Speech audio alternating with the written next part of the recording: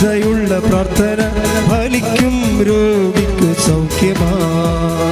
നീതിമാന്റെ പ്രാർത്ഥന ശ്രദ്ധയുള്ള പ്രാർത്ഥന ഫലിക്കും രോഗിക്ക് സൗഖ്യമാ. കൈകൾ ഉയർത്തി പ്രാർത്ഥിക്കാം, ആത്മാവിൽ ആരാധിക്കാം കർത്താനെ. നല്ലവൻ അവൻ വല്ലവൻ, വിടുതൽ ഇന്നു പ്രാപിക്കാം, വിടുതൽ ഇന്നു പ്രാപിക്കാം.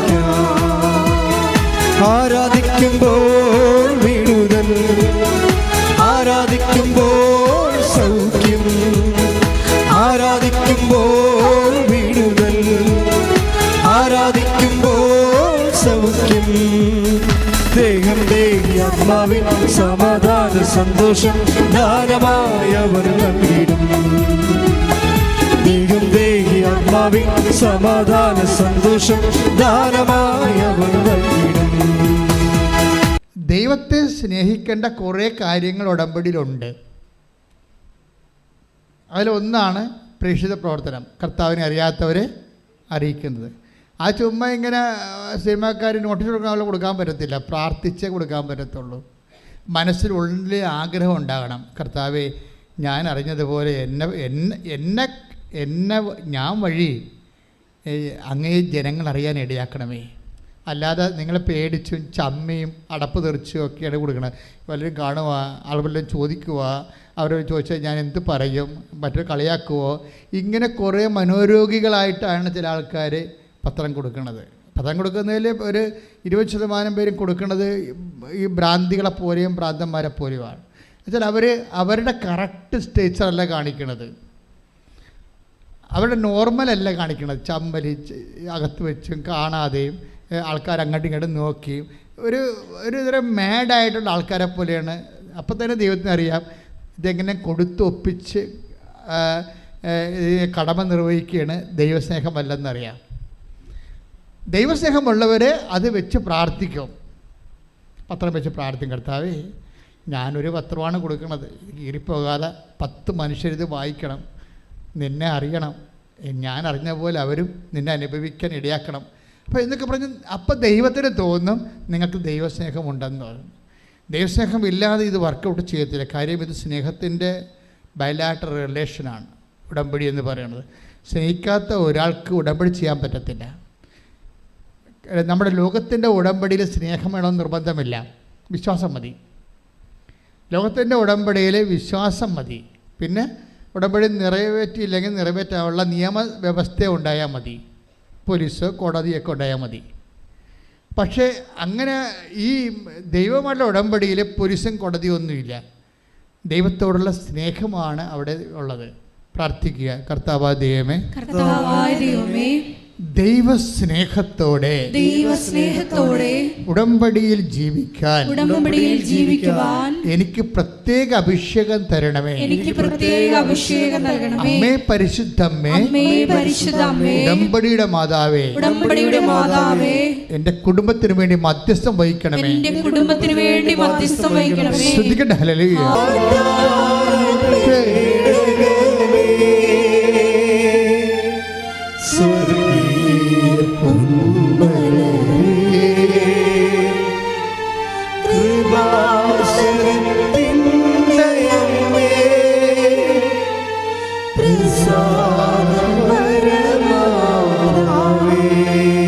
ഇപ്പം ദൈവസ്നേഹം ഉണ്ടെങ്കിൽ പിന്നെ എൻ്റെ ഉണ്ട് ദൈവസ്നേഹം ഉണ്ട് എന്നുള്ളതിന് എന്തൊക്കെയാണ് അടയാളം?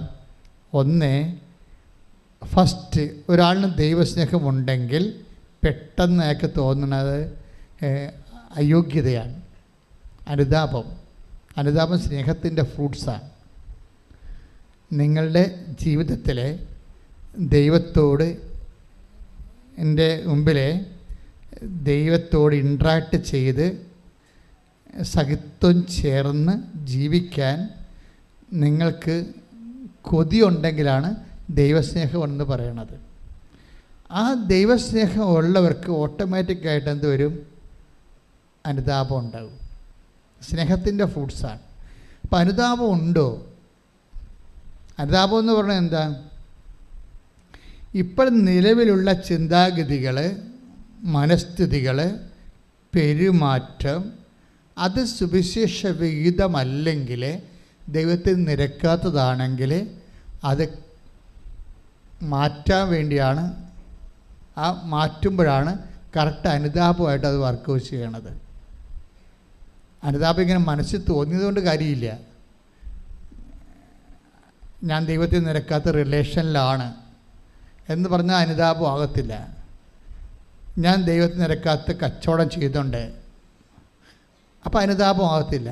അനുതാപമാണത് വെൻ അത് ബ്രേക്ക് ചെയ്യുമ്പോഴാണ് സത്യസന്ധമായ ഈ പരമാർത്ഥതയോടെ ദൈവത്തെ തേടണമെന്ന് പറയണത്. പരമാർത്ഥതയോടെ. ഇപ്പം നീ ചെയിൻ സ്മോക്കറാണ്, അല്ലെങ്കിൽ നീ ഇങ്ങനെ ഈ എന്താണ് ഏതാണ്ടൊരു സാധനം വെക്കുമല്ലേ, MDMA അതാ വേറെ ഡിഗ്രിയാണെന്ന് തോന്നുന്നത്. അപ്പം അങ്ങനെ ഒരു വ്യക്തിയാണെന്ന് വിചാരിച്ചു, അല്ലെങ്കിൽ എന്തെങ്കിലും തരത്തിൽ സ്വാഭാവികമായ സന്തോഷങ്ങളെക്കാൾ എക്സ്ട്രാ ആയിട്ട് സന്തോഷം, വഴിവിട്ട സന്തോഷം അനുഭവിക്കുന്ന ആളാണ് എന്ന് വിചാരിച്ചു. അപ്പം നമുക്കറിയാം, നാളെ നമ്മളെ ദുഃഖിപ്പിക്കുന്ന എല്ലാ സുഖങ്ങളും പാപമാണ്. നാളെ ദുഃഖിപ്പിക്കരുത്, അതാണത്. ഇതെങ്ങനെ തിരിച്ചറിയണം അങ്ങനെയാണ്.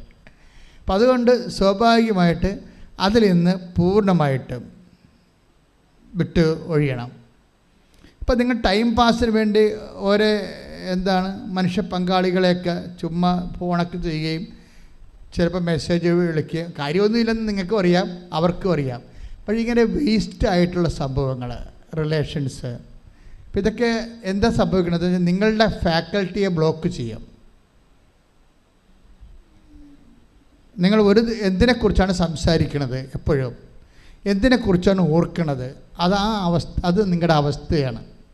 എപ്പോഴും എന്തിനെക്കുറിച്ചാണ് ഓർക്കണത്, ആരെക്കുറിച്ചാണ് ഓർക്കണത്, എന്തിനെക്കുറിച്ചാണ് ഓർക്കണത്, നിങ്ങളുടെ ടൈം ആരാണ് കൺസ്യൂം ചെയ്യണത്, ദൈവമാണോ അതോ നിങ്ങൾക്ക് അർഹതയില്ലാത്ത ഒരവകാശമില്ലാത്ത വ്യക്തികളാണോ? അതെല്ലാം നിങ്ങളൊന്ന് ഇൻട്രോസ്പെക്റ്റ് ചെയ്യണം. അപ്പോൾ അങ്ങനെ വരുമ്പോൾ നമുക്ക് കറക്റ്റ് ഉടമ്പടി വഴികളിലേക്ക് പതുക്കെ വരാൻ പറ്റും. ഇത് നിങ്ങൾ ദൈവസ്നേഹം നിറയുമ്പോൾ ഓട്ടോമാറ്റിക്കായിട്ട് നമ്മൾ ബലം പ്രയോഗിച്ചൊന്നും വരേണ്ട കാര്യമില്ല. നിങ്ങൾ ആദ്യം ചെയ്യേണ്ടത് ദൈവസ്നേഹം നിറയാൻ പ്രാർത്ഥിച്ചാൽ മതി.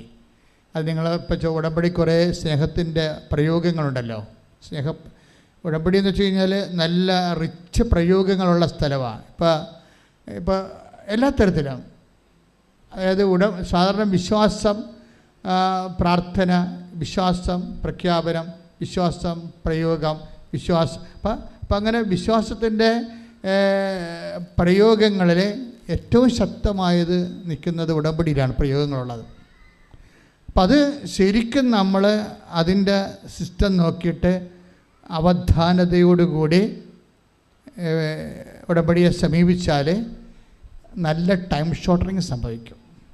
ടൈം ഷോർട്ടനിങ് നിങ്ങൾക്ക് ഉടമ്പടി ലാഗ് ചെയ്യുമ്പോൾ, ഇപ്പോൾ എന്നെ വന്ന് കാണുന്ന ആൾക്കാരൊക്കെ പറയത്തില്ല, ഉടമ്പടി 2 പുതുക്കി. ഞാൻ നോക്കണത് നിങ്ങളുടെ മച്യൂരിറ്റി സ്റ്റേജാണ് നോക്കണത്. ഇപ്പം നിങ്ങളുടെ വിഷയം ആയില്ലെന്ന് പറയുമ്പോൾ ഞാൻ ഉടമ്പടിയിൽ ആ ചീട്ട് എഴുതിയിട്ടുണ്ടാവും, ഉടമ്പടി 2 പുതുക്കി 3 പുതുക്കി. അപ്പം ഉടമ്പടി 2 പുതുക്കിയ ആൾക്കാർക്ക് ഈ വിഷയം നടന്നില്ലെങ്കിൽ ഈ വ്യക്തി പൊട്ട വ്യക്തിയാണെന്ന് അതുകൊണ്ട് എനിക്ക് മനസ്സിലാക്കാൻ പറ്റും. പിന്നെ ചില ആൾക്കാരോട് ഞാൻ സംസാരിക്കത്തില്ല, അതിൻ്റെ കാര്യം സംസാരിക്കേണ്ട കാര്യമില്ലാത്തത് കൊണ്ടാണ്. അവരോട് സംസാരിച്ചിട്ട് കാര്യം, അവർ കാര്യത്തിന് വേണ്ടി മാത്രം ഉടമ്പടി എടുത്തിരിക്കുന്നതാണ്, കാര്യത്തിന് വേണ്ടി മാത്രം, അല്ലാതെ ദൈവവുമായിട്ട് ഒരു ബന്ധവുമില്ല. ഉടമ്പടി 3 മാസം കഴിഞ്ഞിട്ടും അവർക്ക് ദൈവവുമായിട്ട് ഇതുവരെ കാണാനോ ദൈവവുമായിട്ട് ഇൻട്രാക്ട് ചെയ്യാനോ പറ്റിയിട്ടില്ല. അവർ വിഷയത്തെക്കുറിച്ച് ആദ്യം കൊണ്ടിരിക്കുക, വസ്തു വിൽക്കണില്ലല്ലോ, ജപ്റ്റ് മാറണില്ലല്ലോ, പൈസ ആര് തരും, എങ്ങനെ ഓഫർ ലെറ്റർ, എങ്ങനെ വിസ കിട്ടും, ഈ വിഷയം മാത്രമാണ് അവർ ഫുൾ ടൈമായിട്ട് ഉടമ്പടി എടുത്തെങ്കിലും ഇവർ ഈ വിഷയത്തെക്കുറിച്ച് ഓവറായിട്ട് ഇവർ ആങ്ഷ്യസ് ആയിക്കൊണ്ടിരിക്കുകയാണ്. ദാറ്റ് മീൻസ് അവർ അതുകൊണ്ടാണ് ആ സംഭവം ലാഗ് ചെയ്ത് പോണത്. അപ്പം അതുകൊണ്ട് എപ്പോഴും നമ്മൾ ഇത് കറക്റ്റ് ചെയ്യണം. അതായത് ദൈവത്തിൽ ഇപ്പം തന്നെ ഇന്നലത്തെ എലിസബത്ത് ആൻ്റിയുടെ സാക്ഷ്യമില്ലേ, ഇപ്പോൾ എലിസബത്ത് ആൻ്റിയുടെ സാക്ഷ്യം നമ്മൾ കേൾക്കുമ്പോൾ ഇപ്പോൾ പുറത്തുള്ള ആൾക്കാർ അത് ചർച്ച ചെയ്യണത് രാഷ്ട്രീയ ബേസിലാണ്, അല്ലേ, രാഷ്ട്രീയ ബേസിലാണ്. ഇപ്പോൾ എന്നോട് ചില മീഡിയക്കാരൊക്കെ ചോദിച്ചു, അച്ഛൻ അച്ഛനെ ഇൻ്റർവ്യൂ ചെയ്യണമെന്ന് പറഞ്ഞു. ഞാൻ ഞാനും ഇതായിട്ട് ബന്ധമില്ലല്ലോ. തന്നെയല്ല, ഇതൊരു പക്ക സ്പിരിച്വൽ സബ്ജക്റ്റ്. നമുക്കത് രാഷ്ട്രീയ സബ്ജക്റ്റ് അല്ലല്ലോ. എന്നോട് ചോദിച്ച എൻ്റെ മീഡിയ ഫ്രണ്ട്സിനോട് ഞാൻ പറഞ്ഞു, ഇതൊരു സ്പിരിച്വൽ സബ്ജക്റ്റാണ്. ആ ലേഡി പക്ക സ്പിരിച്വലാണ്. അതാണ് വിഷയം. അവർക്കിത് രാഷ്ട്രീയ വിഷയമല്ല ശരിക്കും. അവരുടെ പേഴ്സണലായിട്ട് ദൈവമായിട്ടുള്ള ബന്ധത്തിൻ്റെ ആന്തരികമായുള്ള അതുകൊണ്ടാണ് പറയണത്, എല്ലാവരും മാതാവിനെ കണ്ടു എന്നൊക്കെ പറയുമ്പോൾ എനിക്ക് സങ്കടം തോന്നി. എന്തുകൊണ്ടാണ് എനിക്ക് കാണാൻ പറ്റാത്തത്? അതാണ് പക്ഷേ അവർ ദൈവത്തെ തേടുകയാണ് ആത്മാർത്ഥമായി. എന്തുകൊണ്ടാണ് എനിക്ക് കാണാൻ പറ്റാത്തത്? അപ്പോഴേ എൻ്റെ ഉടമ്പടി അങ്ങ് സ്വീകരിച്ചിട്ടില്ലേ? അപ്പോഴേ എൻ്റെ പ്രഭാഷണം അവർ കേൾക്കുമ്പോൾ ഞാൻ പറയും, നിങ്ങളെ ഉടമ്പടി എടുത്തു എന്ന് പറഞ്ഞിട്ട് കാര്യമില്ല, മറിച്ച് ദൈവം അത് എടുക്കുന്നത് ഒരു വിഷയമാണ്. ദൈവം അത് സ്വീകരിക്കുന്നത് ഇറ്റ്സ് അനദർ സബ്ജക്റ്റ്, വേറെ ഒരു സബ്ജക്റ്റാണ് എന്ന് ഞാൻ പറയുമ്പോൾ ആ പ്രസംഗത്തിലൂടെ അവർക്ക് മനസ്സിലാകും അവിടെ ഉടമ്പടി സ്വീകരിച്ചിട്ടില്ല. അതുകൊണ്ട് എന്തുകൊണ്ടാണ് സ്വീകരിക്കാഞ്ഞത്? എൻ്റെ സേവനയിൽ വന്നിട്ടുള്ള മിസ്റ്റേക്കാണോ? അതൊരു സ്പിരിച്വൽ സബ്ജക്റ്റാണ്, it's not a political subject. അപ്പോഴേ അവരത് ദൈവത്തോട് കണ്ണീരോടെ വിശ്വസിച്ച് ദൈവത്തോട് കണ്ണീരോട് ചോദിക്കും, എൻ്റെ ഉടമ്പടി എന്തുകൊണ്ടാണ് അങ്ങ് സ്വീകരിക്കാത്തത്? അപ്പോൾ അവർ വിസ്പർ ചെയ്യും. അതായത് വിസ്പർ ചെയ്യും. It is not a fabric story. നമുക്ക് കാര്യം വിസ്പർ ചെയ്യണം. എനിക്ക് അനുഭവപ്പെട്ടിട്ടുണ്ട് പലപ്പോഴും. ദൈവം ഇങ്ങനെ മന്ത്രിക്കാം. കഴിഞ്ഞ മാസം കഴിഞ്ഞ ആഴ്ച ഞാനിവിടെ കുരിശ് രൂപത്തിൻ്റെ അടുത്ത് വന്നപ്പോൾ കർത്താവ് കുരിശിൽ മുത്താൻ പോയപ്പോൾ പുറപ്പാട് 33:7 എന്ന് എഴുതി കാണിച്ചു. നമ്മൾ ഈ ദൈവത്തോട് ഒപ്പം സഞ്ചരിക്കുമ്പോൾ മനുഷ്യന്മാരെപ്പോലെ നമുക്ക് പലർക്കും മനുഷ്യന്മാരുടെ ഇടപെടെ പരിചയമുള്ളൂ. ദൈവത്തോട് ഇടപെട്ട് കഴിയുമ്പോൾ എന്ത് വിദ്യേനയും ദൈവം കൺവേ ചെയ്തിരിക്കും. അതിൻ്റെ there is no communication gap ഒന്നും ഇല്ല ഇതിൻ്റെ അകത്ത്. എന്ത് വിധം ഡ്രീമെങ്കിൽ ഡ്രീം, ദർശനമെങ്കിൽ ദർശനം, അത് സ്വരമെങ്കിൽ സ്വരം, സുഗന്ധമെങ്കിൽ സുഗന്ധം, കമ്മ്യൂണിക്കേറ്റ്. അപ്പോൾ മന്ത്രിച്ചെന്ന് പറയുമ്പോൾ നമുക്കറിയാം എന്താ പറഞ്ഞു. അവർ മന്ത്രിച്ച് എന്താണ് ചെവി പറഞ്ഞു കൊടുത്തത്? ദൈവം പറഞ്ഞു കൊടുത്തത് 2 സാമുവൽ 23:5. അപ്പോൾ അത് ദൈവം പറഞ്ഞു കൊടുക്കണതാണത്. ആർക്കും കിട്ടും. ദൈവത്തെ ആത്മാർത്ഥമായിട്ട് തേടിക്കഴിഞ്ഞാൽ ആരോടും സംസാരിക്കും ദൈവം. സത്യസന്ധമായിരിക്കണം. അതുകൊണ്ടാണ് ഞാൻ പറഞ്ഞത്, നിങ്ങളുടെ വിഷയത്തിനാണ് പ്രാധാന്യം എടുത്ത് കൊടുത്ത് ഇപ്പോഴും നിങ്ങൾ ജീവിക്കണമെങ്കിൽ ഈ ജന്മത്തെ ദൈവം നിങ്ങളോട് സംസാരിക്കത്തില്ല. It is clear. നിങ്ങൾ ഇപ്പം തന്നെ തീരുമാനിക്കണം, പ്രാർത്ഥിക്കുക, കർത്താവായ ദൈവമേ, എൻ്റെ വിഷയത്തെക്കാളുപരി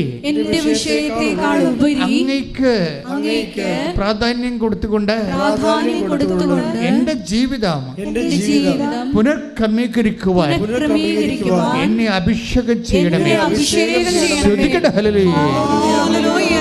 2 സാമുവേൽ 23:5 വായിച്ചോളൂ. അവിടുന്ന് എന്നോട് ശാശ്വതമായ ഉടമ്പടി ചെയ്തിരിക്കുന്നു. സുരക്ഷിതമായി സംവിധാനം ചെയ്ത ഉടമ്പടി.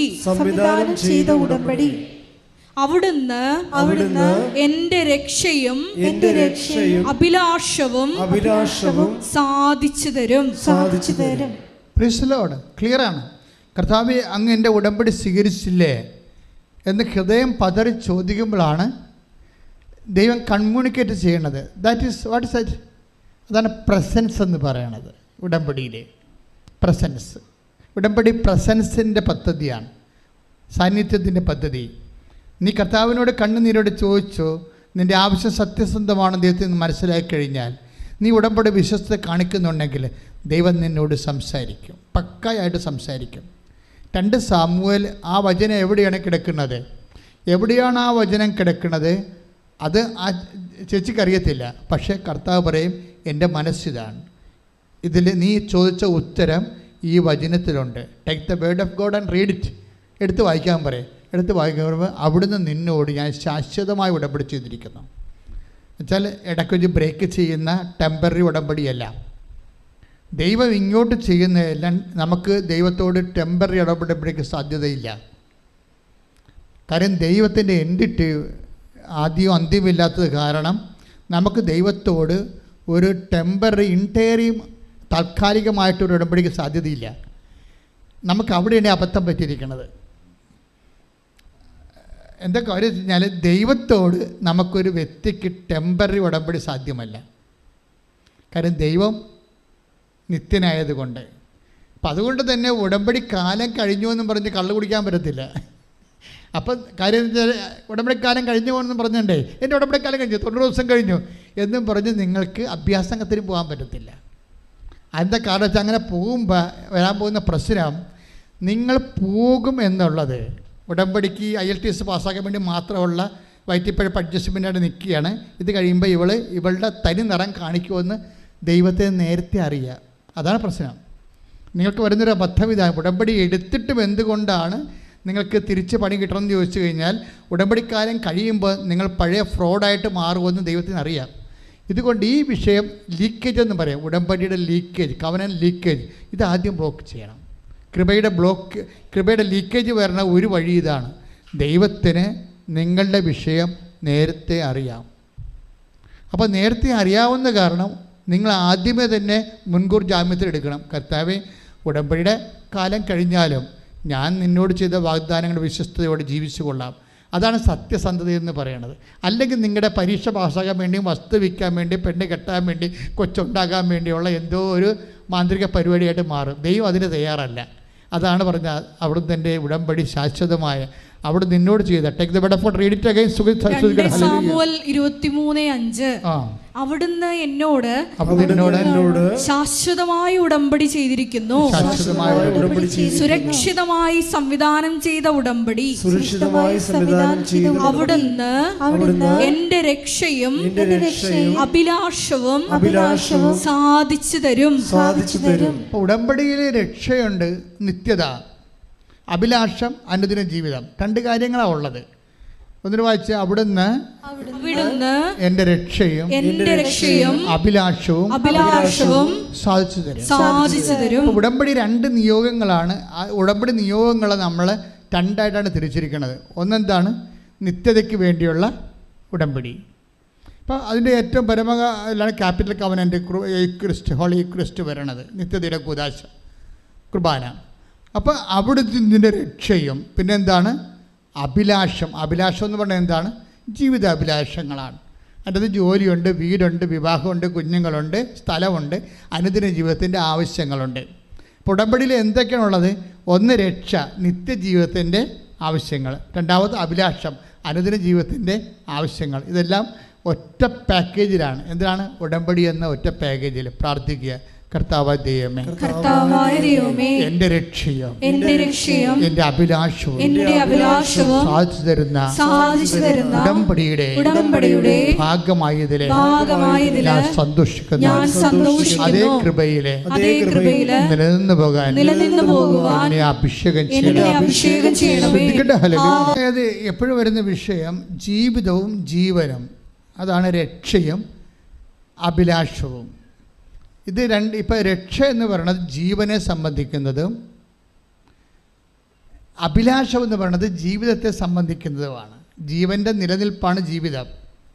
ഐഹിക ജീവിതത്തിൻ്റെ ഭൗതിക നിലനിൽപ്പ്. ഐഹിക ജീവിതത്തിൻ്റെ ജീവൻ്റെ ഐഹിക നിലനിൽപ്പും ഭൗതികമായിട്ടുള്ള അതിൻ്റെ മെയിൻ്റനൻസുമാണ് ജീവിതമെന്ന് പറയണത്. ഇതിന് വേണ്ടത് അഭിലാഷങ്ങളാണ്, ആഗ്രഹങ്ങൾ. ഓരോ കാര്യങ്ങൾക്ക് നമുക്ക് ആഗ്രഹങ്ങളുണ്ട്. അതായത് ഫിസിക്കാലിറ്റി മെയിൻറ്റെയിൻ ചെയ്യാനുള്ള ആഗ്രഹങ്ങളാണ് ഫിസിക്കൽ ഫേവേഴ്സ്. അതിന് നമ്മൾ ബ്ലെസ്സിങ്സ് എന്ന് പറയും. അതിന് മലയാളത്തിൽ നമ്മൾ അനുഗ്രഹങ്ങളെന്ന് പറയും. ജീവൻ്റെ കാര്യങ്ങൾക്ക് വേണ്ടത് കൃപയാണ്. ജീവന് കൃപയും ജീവിതത്തിന് ബ്ലെസ്സിങ്സുമാണ്. മാറിപ്പോരുത്. ആധ്യാത്മിക ശാസ്ത്രം കൃത്യമായിട്ട് നമ്മൾ ഫോക്കസ് ചെയ്യണം.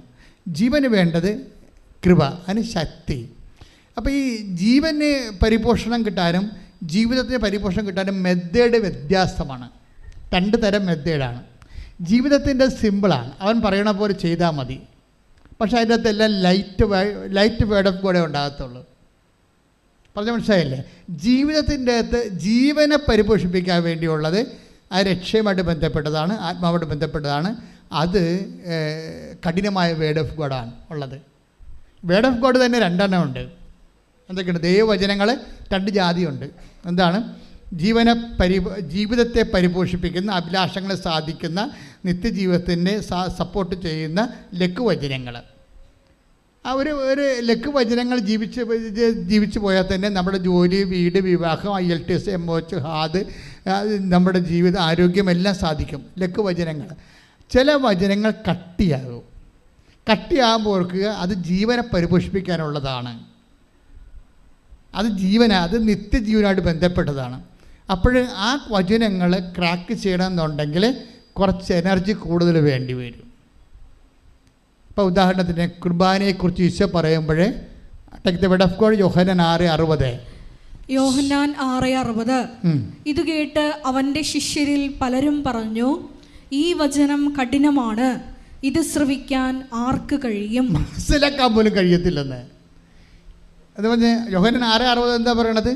ഏറ്റു പറഞ്ഞ് ഈ വചനം കഠിനമാണ്, ഇത് ശ്രവിക്കാൻ ആർക്ക് കഴിയും? അതായത് ഇത് മനസ്സിലാക്കാൻ, കേൾക്കാൻ പോലും കഴിയത്തില്ലെന്ന്. ആ വചനങ്ങൾ, ആ കഠിന വചനങ്ങൾ എന്താണ്? കേൾക്കാൻ പോലും മനസ്സിലാക്കാത്ത വചനങ്ങൾ. അത് ജീവൻ്റെ വചനങ്ങളാണ്. എന്തിനു വേണ്ടിയുള്ള വചനങ്ങളാണ്? കഫർനാമിൽ വെച്ച് ഈശോ സംസാരിച്ച് സിനഗോഗിൽ വെച്ച്. ഞാൻ ആ സിനഗോഗിൽ പോയിട്ടുണ്ട്. ഞാൻ ആ സിനഗോഗിൽ പോകുമ്പോൾ ഇന്നും എനിക്ക് അഭിമാനമുണ്ട്.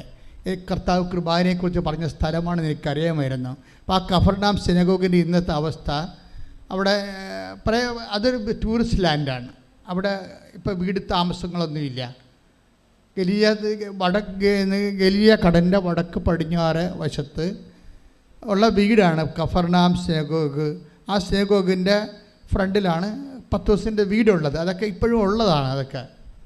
അപ്പോൾ ഈ സിനഗോഗിൽ ചെന്നപ്പോൾ എനിക്കാണെങ്കിൽ ഉള്ള കുഴപ്പം, എനിക്ക് വെയിൽ കൊള്ളാൻ പാടില്ല. ഞാനെപ്പോഴും തൊപ്പി വെച്ച് നടക്കത്തുള്ളൂ. ചെറിയ മഴ കൊള്ളാൻ പോലും പാടില്ല. പക്ഷേ എനിക്ക് അവിടെ ചെല്ലുമ്പോൾ ഈ കഫർനാം സിനഗോഗിൻ്റെ ഇപ്പോഴേ ഈ ഭിത്തികൾ മാത്രമേ ഉള്ളൂ. കുറേ വർഷം പഴക്കമുള്ള ആ സിനഗോഗ് അവിടെ താഴെ ഭൂമി തുരന്ന് വെച്ചിട്ടുണ്ട് ആർക്കിയോളജിക്കാരെ. അപ്പോൾ അതിൻ്റെ ആദ്യകാലങ്ങളുണ്ടായിരുന്ന സിനഗോഗിൻ്റെ പൊടി കല്ലുകൊണ്ട് അതിൻ്റെ ഫൗണ്ടേഷൻ ചെയ്ത് ഉൾപ്പെടെ ഓരോ കാലഘട്ടങ്ങളിൽ അത് പുതുക്കി പണിതതിൻ്റെ സംഭവങ്ങളൊക്കെ കാണാൻ പറ്റും. ഇപ്പോൾ ഉള്ളതിന് തന്നെ ഒരു 10,000 കൊല്ലം പഴക്കമുള്ളതാണ്. പക്ഷേ അതിൻ്റെ മേൽത്തട്ടിയില്ല, മറിച്ച് 4 മൂലക്ക് ഭിത്തിയേ ഉള്ളൂ. അപ്പോൾ നല്ല വെയിൽ വീണിട്ടുണ്ട് അതിൻ്റെ അകത്ത്, നല്ല ചൂടുമാണ്. പക്ഷേ കർത്താവ് സിനഗോഗിൽ നിന്ന് സംസാരിച്ച സ്ഥലം, ഞാൻ ഈ സിനഗോഗിൽ പോകുന്ന കാരണം കഴിഞ്ഞ മാസവും പോയായിരുന്നു. എറണാകുളത്ത് ഒരു പഴയ സിനഗോഗുണ്ട്, അവിടെ പോയായിരുന്നു. യഹൂദന്മാരുടെ പള്ളിയാണ്. അപ്പം ആ സിനഗോഗിൻ്റെ അവിടെ കർത്താവിൽ നിന്ന് സംസാരിക്കുന്ന സ്ഥലം എനിക്കറിയാം. സിനഗോഗിൻ്റെ പുൾപ്പിറ്റുള്ള സ്ഥലം അറിയാം. അപ്പം ഞാൻ അവിടെ ചെന്നിട്ട്, കർത്താവേ, നീ ഇവിടെ നിന്നല്ലേ കുർബാനയെക്കുറിച്ച് സംസാരിച്ചത്? ഞാൻ കുർബാന കൈകാര്യം ചെയ്യുന്ന നിൻ്റെ ദിവരേശത്തിൻ്റെ ഈ കാലഘട്ടത്തിലെ ശുശ്രൂഷകനാണ്, എന്നെ അനുഗ്രഹിക്കണം. ഞാൻ 40 മിനിറ്റ് അവിടെ കിടന്ന് തല എടുത്ത് ആ ചുട്ടുപൊള്ളുന്ന തിണ്ണയിൽ വെച്ചുകൊണ്ട് വെയിലും കൊണ്ട് 40 മിനിറ്റ് കിടന്ന് അവിടെ.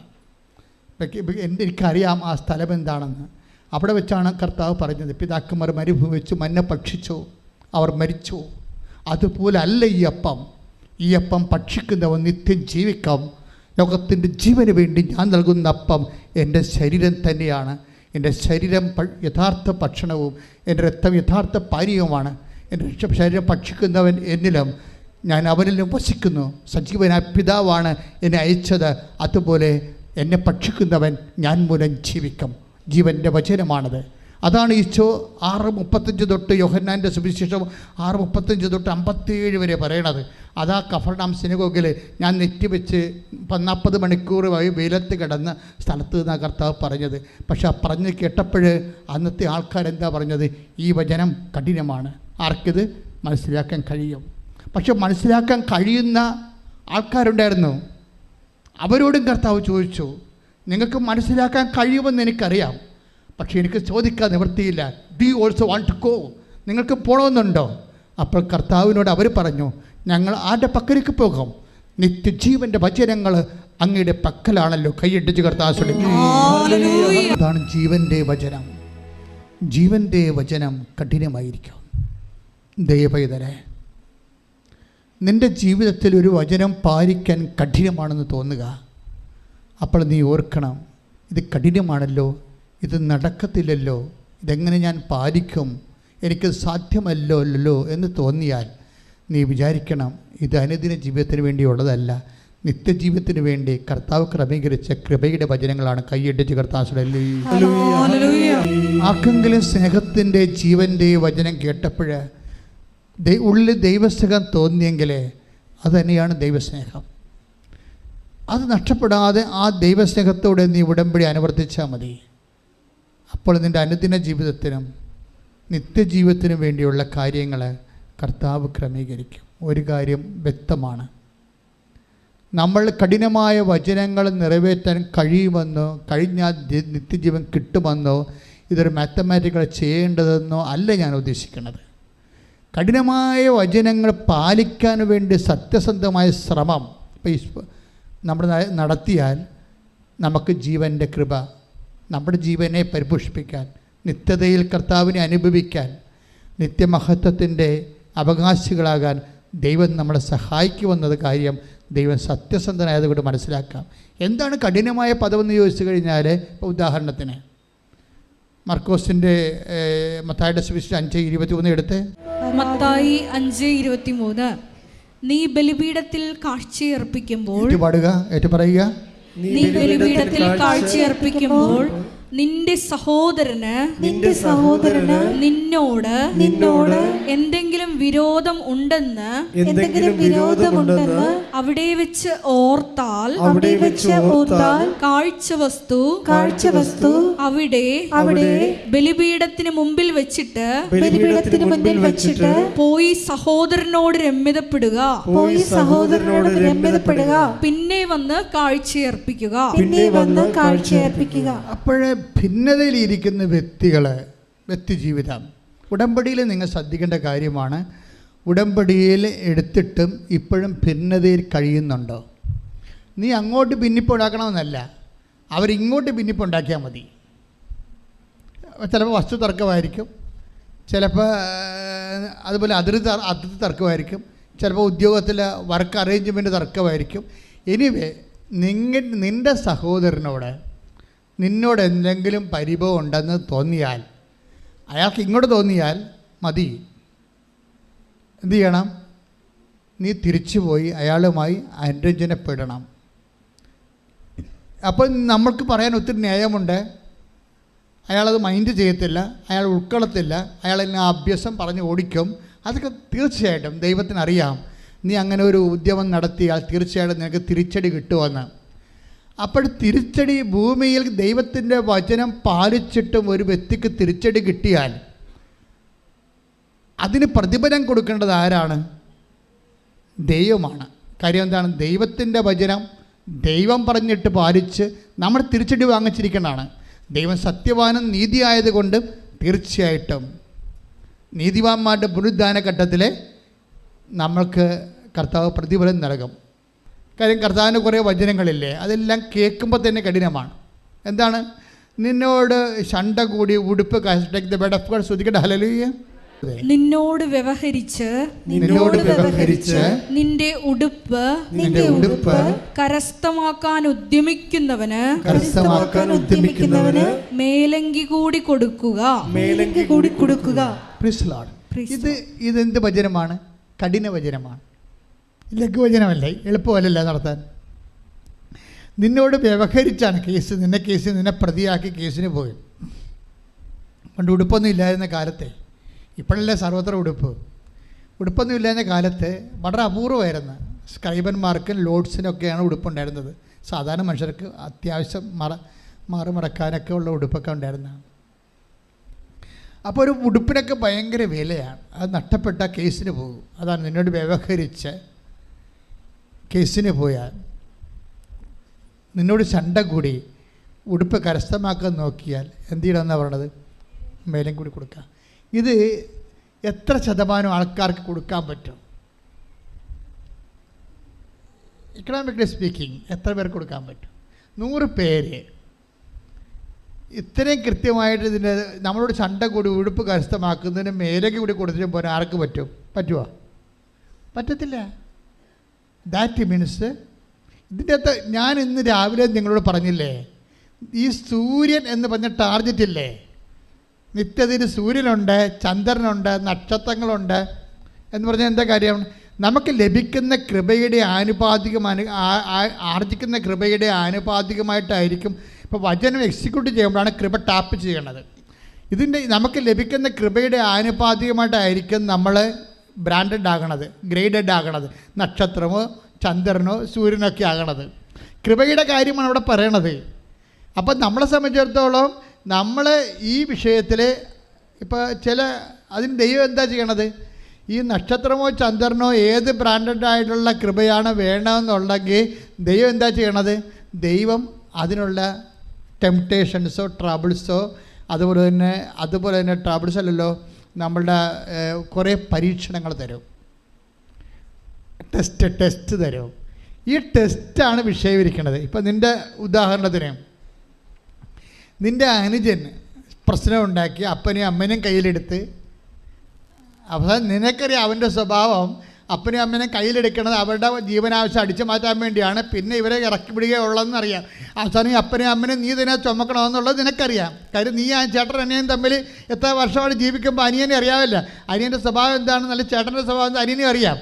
പക്ഷേ അപ്പനും അമ്മയും ഈ മക്കളെന്ന് പറയുമ്പോൾ അവർക്ക് വേറെ മൈൻഡ് സെറ്റാണ്. ഇളയ മക്കളോടാണെങ്കിൽ ഭയങ്കര സ്നേഹമായിരിക്കും ചെറുക്ക് മൂത്ത മക്കളോടായിരിക്കും സ്നേഹം. അപ്പോൾ ഈ സ്നേഹം കൂടുന്ന കാരണം ഇവന്മാരുടെ തട്ടിപ്പൊന്നും ഈ മാതാപിതാക്കന്മാർക്ക് അറിയാൻ പറ്റത്തില്ല.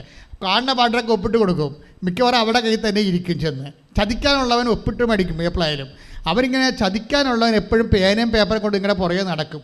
അപ്പോൾ ഓർക്കുക ചതിക്കാനാണെന്ന്. അതിങ്ങനെ ബുദ്ധിയും ബോധം ഉണ്ടാകണം. മാതാപിതാക്കന്മാർ ആയിട്ട് കാര്യമില്ല. പേനയും പേപ്പറുമായിട്ട് എപ്പോഴും മക്കൾ ഏത് മക്കളാണ് കൂടെ നടക്കുന്നത് അവൻ നിങ്ങളെ ചതിക്കും. 60% ചതിച്ചിട്ടുണ്ട്. വലിയ ലോണൊക്കെ എടുത്താൽ കൊണ്ടേ കുരുക്കി വെക്കും. അവനടക്കത്തില്ല. അവൻ നാട് വിട്ട് പോകും. വേണ്ട അടുത്ത അമ്മേനെ മസ്കറ്റിൽ പോയിരിക്കും. ഈ കണ്ട് മരത്തിൽ വിളിച്ചാൽ ഫോൺ എടുക്കത്തുമില്ല. അപ്പോഴെന്ത് ഞൊട്ടി ബാങ്കുകാർ കൊണ്ടുപോകണേ പോട്ടെ, കാരണം ബാങ്കുകാരും കൂടി അവൻ ഞൊട്ടിച്ചിട്ടാണ് പോയിരിക്കുന്നത്. അപ്പോൾ എപ്പോഴും അപ്പോൾ ഇതുപോലെ നമുക്കറിയാം. അനിയനോ അല്ലെങ്കിൽ ചേട്ടനോ ചതിക്കാൻ വേണ്ടിയാണ് ചെയ്യണമെന്നറിയാം. അപ്പോഴും നമ്മളെ സംബന്ധിച്ചിടത്തോളം റെഫറൻസ് ബുദ്ധിയല്ല. ഇവൻ ചതിക്കും, അതുകൊണ്ട് നമുക്ക് തീർച്ചയായിട്ടും നമുക്ക് വിവേചനം ഉണ്ടാകണം. പക്ഷേ ഈ കേസ് ചില സമയത്ത് ചില വചനങ്ങൾ ശരി, അവൻ അപ്പനെ നോക്കില്ല അമ്മനെ നോക്കില്ല, അപ്പൻ്റെ അമ്മയുടെ ജീവനാംശം അവൻ അടിച്ചു മാറ്റി അവൻ നാട് വിട്ട് പോയെന്ന് വിചാരിച്ചോ. ഇപ്പോൾ അപ്പനും അമ്മയും നോക്കാൻ ആരുമില്ല. അവരുടെ ജീവനാംശം അവകാശം അനിയൻ അടിച്ചു മാറ്റി അവൻ നാട് വിട്ടും പോയി. ഇപ്പം എന്നാ പറ്റി? അപ്പൻ്റെ അമ്മയും ജീവനാംശം കൊടുക്കാത്ത ആൾ നീ തന്നെ അപ്പനെ അമ്മനെ നോക്കേണ്ടി വന്നു. മനസ്സിലായ? ഈ ഒരു സിറ്റുവേഷൻ എങ്ങനെയാണ് ഒരു വിശ്വാസി കൈകാര്യം ചെയ്യണത്? ജീവനാംശം അനുജൻ മേടിച്ചു, പക്ഷേ അപ്പനെ അമ്മനെ നീ നോക്കേണ്ടി വരും. ഈ വചനം കഠിനമാണ്, ലഘുവാണ്? കഠിനമാണ്. ഈ വചനം നമുക്ക് പാലിക്കാൻ പാടാണ്. പക്ഷെ പാലിച്ചാൽ എന്ത് കിട്ടും? നിത്യജീവൻ. കൈയടിച്ച് കർത്താവിന്റെ. എല്ലാ ലഘുവചനങ്ങളും വചനം 2 വിഭാഗമാണ്. ഒന്ന് ലഘുവചനങ്ങളും കഠിനവചനങ്ങളും. ലഘുവചനങ്ങൾ പാലിച്ചാൽ അവൻ പറയണ പോലെ ചെയ്താണ് ലഘുവചനങ്ങൾ പാലിക്കുക. അവൻ പറയണ പോലെ ചെയ്താണ് കഠിനവചനങ്ങൾ പാലിക്കുക. 2 ഉടമ്പടിയാണ്. ഒന്നിൻ്റെ അത് നിത്യജീവൻ്റെ ഉടമ്പടി, രണ്ടാമത്തത് അനുദിന ജീവിതത്തിൻ്റെ ഉടമ്പടി. അപ്പം കഠിനവചനങ്ങൾ നിനക്ക് പാലിക്കാൻ പറ്റാത്ത വചനങ്ങൾ നിനക്ക് പ്രോജക്റ്റായിട്ട് വന്നിട്ടുണ്ടോ എന്ന് നോക്കണം. നിനക്ക് പാലിക്കാൻ പറ്റാത്ത വചനങ്ങൾ പ്രോജക്റ്റായിട്ട് വന്നിട്ടുണ്ടോ എന്ന് നോക്കണം. അപ്പോൾ അത് നോക്കുമ്പോൾ എന്ത് ചെയ്യണം? അത് ദൈവസ്നേഹത്തോടെ എടുക്കണം. എന്ത് വശത്തിലാണ്? അതിൽ നിത്യജീവനുണ്ട്. വചനങ്ങളിലാണ് നിത്യജീവൻ വെച്ചിരിക്കുന്നത്, ഇല്ലേ? മത്തായി 5:39. എന്നാൽ ഞാൻ നിങ്ങളോട് പറയുന്നു, ദുഷ്ടനെ എതിർക്കരുത്, വലത് കരണത്തടിക്കുന്നവന് മറ്റേ കരണം കൂടി കാണിച്ചു കൊടുക്കുക. അപ്പം ഇതിനകത്ത് വരുന്ന വിഷയം എന്ന് വെച്ച് കഴിഞ്ഞാൽ ഇതൊന്നും പ്രാക്ടിക്കലായിട്ട് നടക്കാത്ത കാര്യങ്ങളാണ്. പ്രായോഗികമായിട്ട് നടക്കുക, നമ്മൾ വിടുക, നമ്മുടെ മുഖത്തോട്ട് അടിക്കും പാർസൽ കൊടുക്കും. നമ്മൾ സ്വാഭാവികമായിട്ട് ദൈവത്തെ അറിയാം. ഈശോയ്ക്ക് ഇത് അറിയാൻ പാടില്ലാതാണ് എഴുതിയിരിക്കണമെന്നാണ് വിചാരിക്കണത്. ഈശോയ്ക്കറിയാം ഇതൊന്നും നടക്കണ കാര്യമല്ലെന്നറിയാം. എന്താ കാര്യം? ഇത് ITIയുടെ ടെസ്റ്റല്ല, IASന്റെ ടെസ്റ്റാണ്. സൂര്യനിലേക്കുള്ള ടെസ്റ്റാണ്. സൂര്യകൃപ ലഭിക്കാൻ വേണ്ടിയുള്ള ടെസ്റ്റാണിത്. കാര്യം അതിൻ്റെ അകത്ത് അതാണ് ഈശോ ജീവനിലേക്ക് പ്രവേശിക്കുന്നവരോ ചുരുക്കം, നാശത്തിലേക്ക് പോകുന്നവരോ വിസ്തൃതം, അനേകം. കണ്ടില്ലേ? ക്ലിയർ അല്ലേ? അപ്പം നമ്മളെ സംബന്ധിച്ചിടത്തോളം ഉടമ്പടിയൊക്കെ വരുമ്പോൾ കഠിന പദങ്ങളെ ക്രാക്ക് ചെയ്യാൻ നോക്കണം. കഠിന പദങ്ങൾ ഈസി പദങ്ങൾ ചെയ്ത് കഴിഞ്ഞാൽ പുട്ടടിക്കാനേ പറ്റത്തുള്ളൂ. കഠിന പദങ്ങൾ ക്രാക്ക് ചെയ്താൽ നിത്യജീവൻ കിട്ടും. ഞാൻ അമ്മയെ നേരെ കണ്ട ആളാണെന്ന് എനിക്കറിയാമല്ലോ. ഇപ്പം നിത്യജീവൻ എന്താണെന്ന് എനിക്കറിയാം. ഞാൻ എല്ലാ കോംപ്രമൈസും ചെയ്യുന്നതിൻ്റെ കാരണം എന്താണ്? ഇത് ഈ ലൈഫിൻ്റെ അപ്പുറത്ത് നമ്മളെ കാത്തിരിക്കുന്ന നിത്യതയുടെ ഒരു വലിയ മഹത്വത്തിൻ്റെ ജീവിതമുണ്ട് ദൈവവുമായിട്ട്. ഈ ജീവിതം നമ്മളിവിടെ എന്നോ നേടിയെന്ന് പറഞ്ഞാലും ഈ ജീവിതം നഷ്ടപ്പെട്ടാൽ പൗലോസ് പറഞ്ഞ പോലെ വരും. എന്താണ്? ഈ ജീവിതത്തിന് വേണ്ടി മാത്രമാണ് നിങ്ങൾ യേശുക്രിസ്തുവിനെ പ്രത്യാശ വെച്ചെങ്കിൽ സകല മനുഷ്യരെക്കാളും നിങ്ങൾ ഹതഭാഗ്യവാന്മാരാണ്. 1 കൊരിന്ത്യർ 15:19 ശ്രദ്ധിക്കട്ടെ. ഹല്ലേലൂയ. ഈ ജീവിതത്തിന് വേണ്ടി മാത്രം ക്രിസ്തുവിൽ പ്രത്യാശ വച്ചിട്ടുള്ളവരാണെങ്കിൽ നമ്മൾ എല്ലാ മനുഷ്യരെയും കാൾ നിർഭാഗ്യരാണ്. അപ്പം ക്രിസ്തുവിൽ പ്രത്യാശ വെക്കുന്ന മക്കളുണ്ട്. ഇപ്പം കാർൽ മാർക്സിൽ പ്രത്യാശ വെച്ച ആൾക്കാരുണ്ട്, ഇല്ലേ? സർവർക്കാരിൽ പ്രത്യാശ വെച്ച ആൾക്കാരുണ്ട്. എന്തിനു വേണ്ടിയാണ്? ഈ ജീവിതത്തിന് വേണ്ടി മാത്രമാണ്. അതാണ് പൗലോസ് പറയണത്. ഈ ജീവിതത്തിന് വേണ്ടി മാത്രമാണ് നിങ്ങൾ യേശുക്രിസ്തുവിൽ പ്രത്യാശ വെച്ചിട്ടുണ്ടെങ്കിൽ സകല മനുഷ്യരെക്കാളും നിങ്ങൾ ഹതഭാഗ്യവാന്മാരാണ്. കാര്യം എന്താണ്? യേശുക്രിസ്തു പ്രത്യാശ വെക്കുന്നവൻ നിത്യജീവന് വേണ്ടിയാണ്. കൈയടിച്ച് കർത്താൻ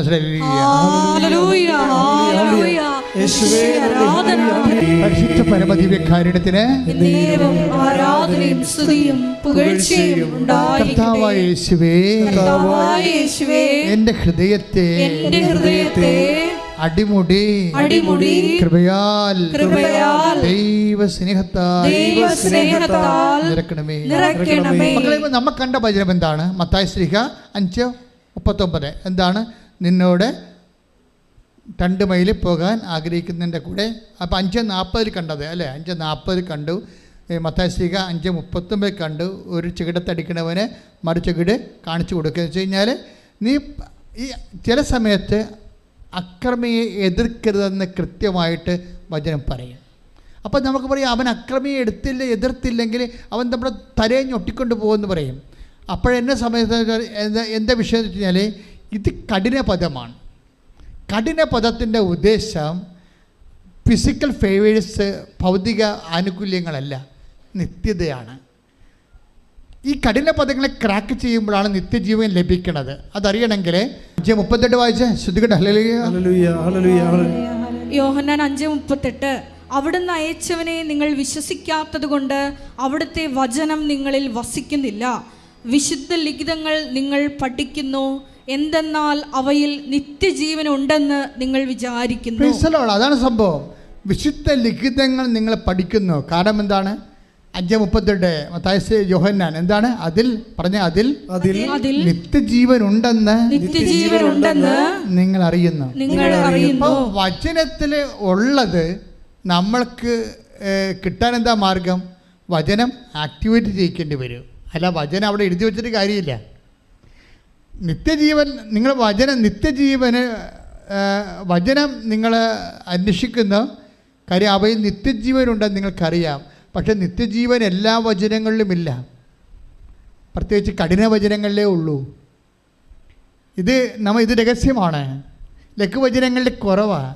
അത് ഫിസിക്കൽ ഫേവേഴ്സ്, അനുദിന ജീവിതത്തിന് വേണ്ടിയുള്ള ഭൗതിക ആനുകൂല്യങ്ങളാണ് ഉള്ളത്. ഫിസിക്കൽ ഫേവേഴ്സ്, സോക്കോൾഡ് ബ്ലെസ്സിങ്സ്, അനുഗ്രഹങ്ങളാണ് ഉള്ളത്. കഠിന വചനങ്ങളിലാണ് നിത്യജീവൻ ഇരിക്കുന്നത്. എന്നുവെച്ചാൽ നമുക്ക് പാലിക്കാൻ പ്രയാസമുള്ളൊരു വചനമാണ് നമ്മുടെ മുമ്പിൽ നിൽക്കണമെങ്കിൽ ഓർക്കുക, അത് ഫിസിക്കൽ ഫേവേഴ്സ് അല്ല, ഭൗതിക ആനുകൂല്യങ്ങളല്ല, നിത്യജീവന് വേണ്ടി ദൈവം നിശ്ചയിച്ചിരിക്കുന്ന ഒരു ഹോംവർക്കാണ്, ഗൃഹപാഠമാണ് കഠിനപദം. അതുകൊണ്ടാണ് മത്തായി 18:16 വായിച്ച് ശ്രദ്ധിക്കട്ടെ. ഹല്ലേലൂയ. അവൻ നിന്റെ വാക്ക് കേൾക്കുന്നെങ്കിൽ നീ നിന്റെ സഹോദരനെ നേടി. അവൻ നിന്നെ കേൾക്കുന്നില്ലെങ്കിൽ 2-3 സാക്ഷികൾ ഓരോ വാക്കും സ്ഥിരീകരിക്കുന്നതിന് വേണ്ടി 1-2 സാക്ഷികളെ കൂടി നിന്നോടത്ത് കൊണ്ടുപോവുക. ഇപ്പം എന്താ സംഭവിച്ചിരിക്കുന്നത് അറിയാമോ? ഇത് ലിങ്ക് ചെയ്യുമ്പോഴാണ് ഈ വചനത്തിലുള്ള യോഹന്നാൻ 5:38 മനസ്സിലാകേണ്ടത്.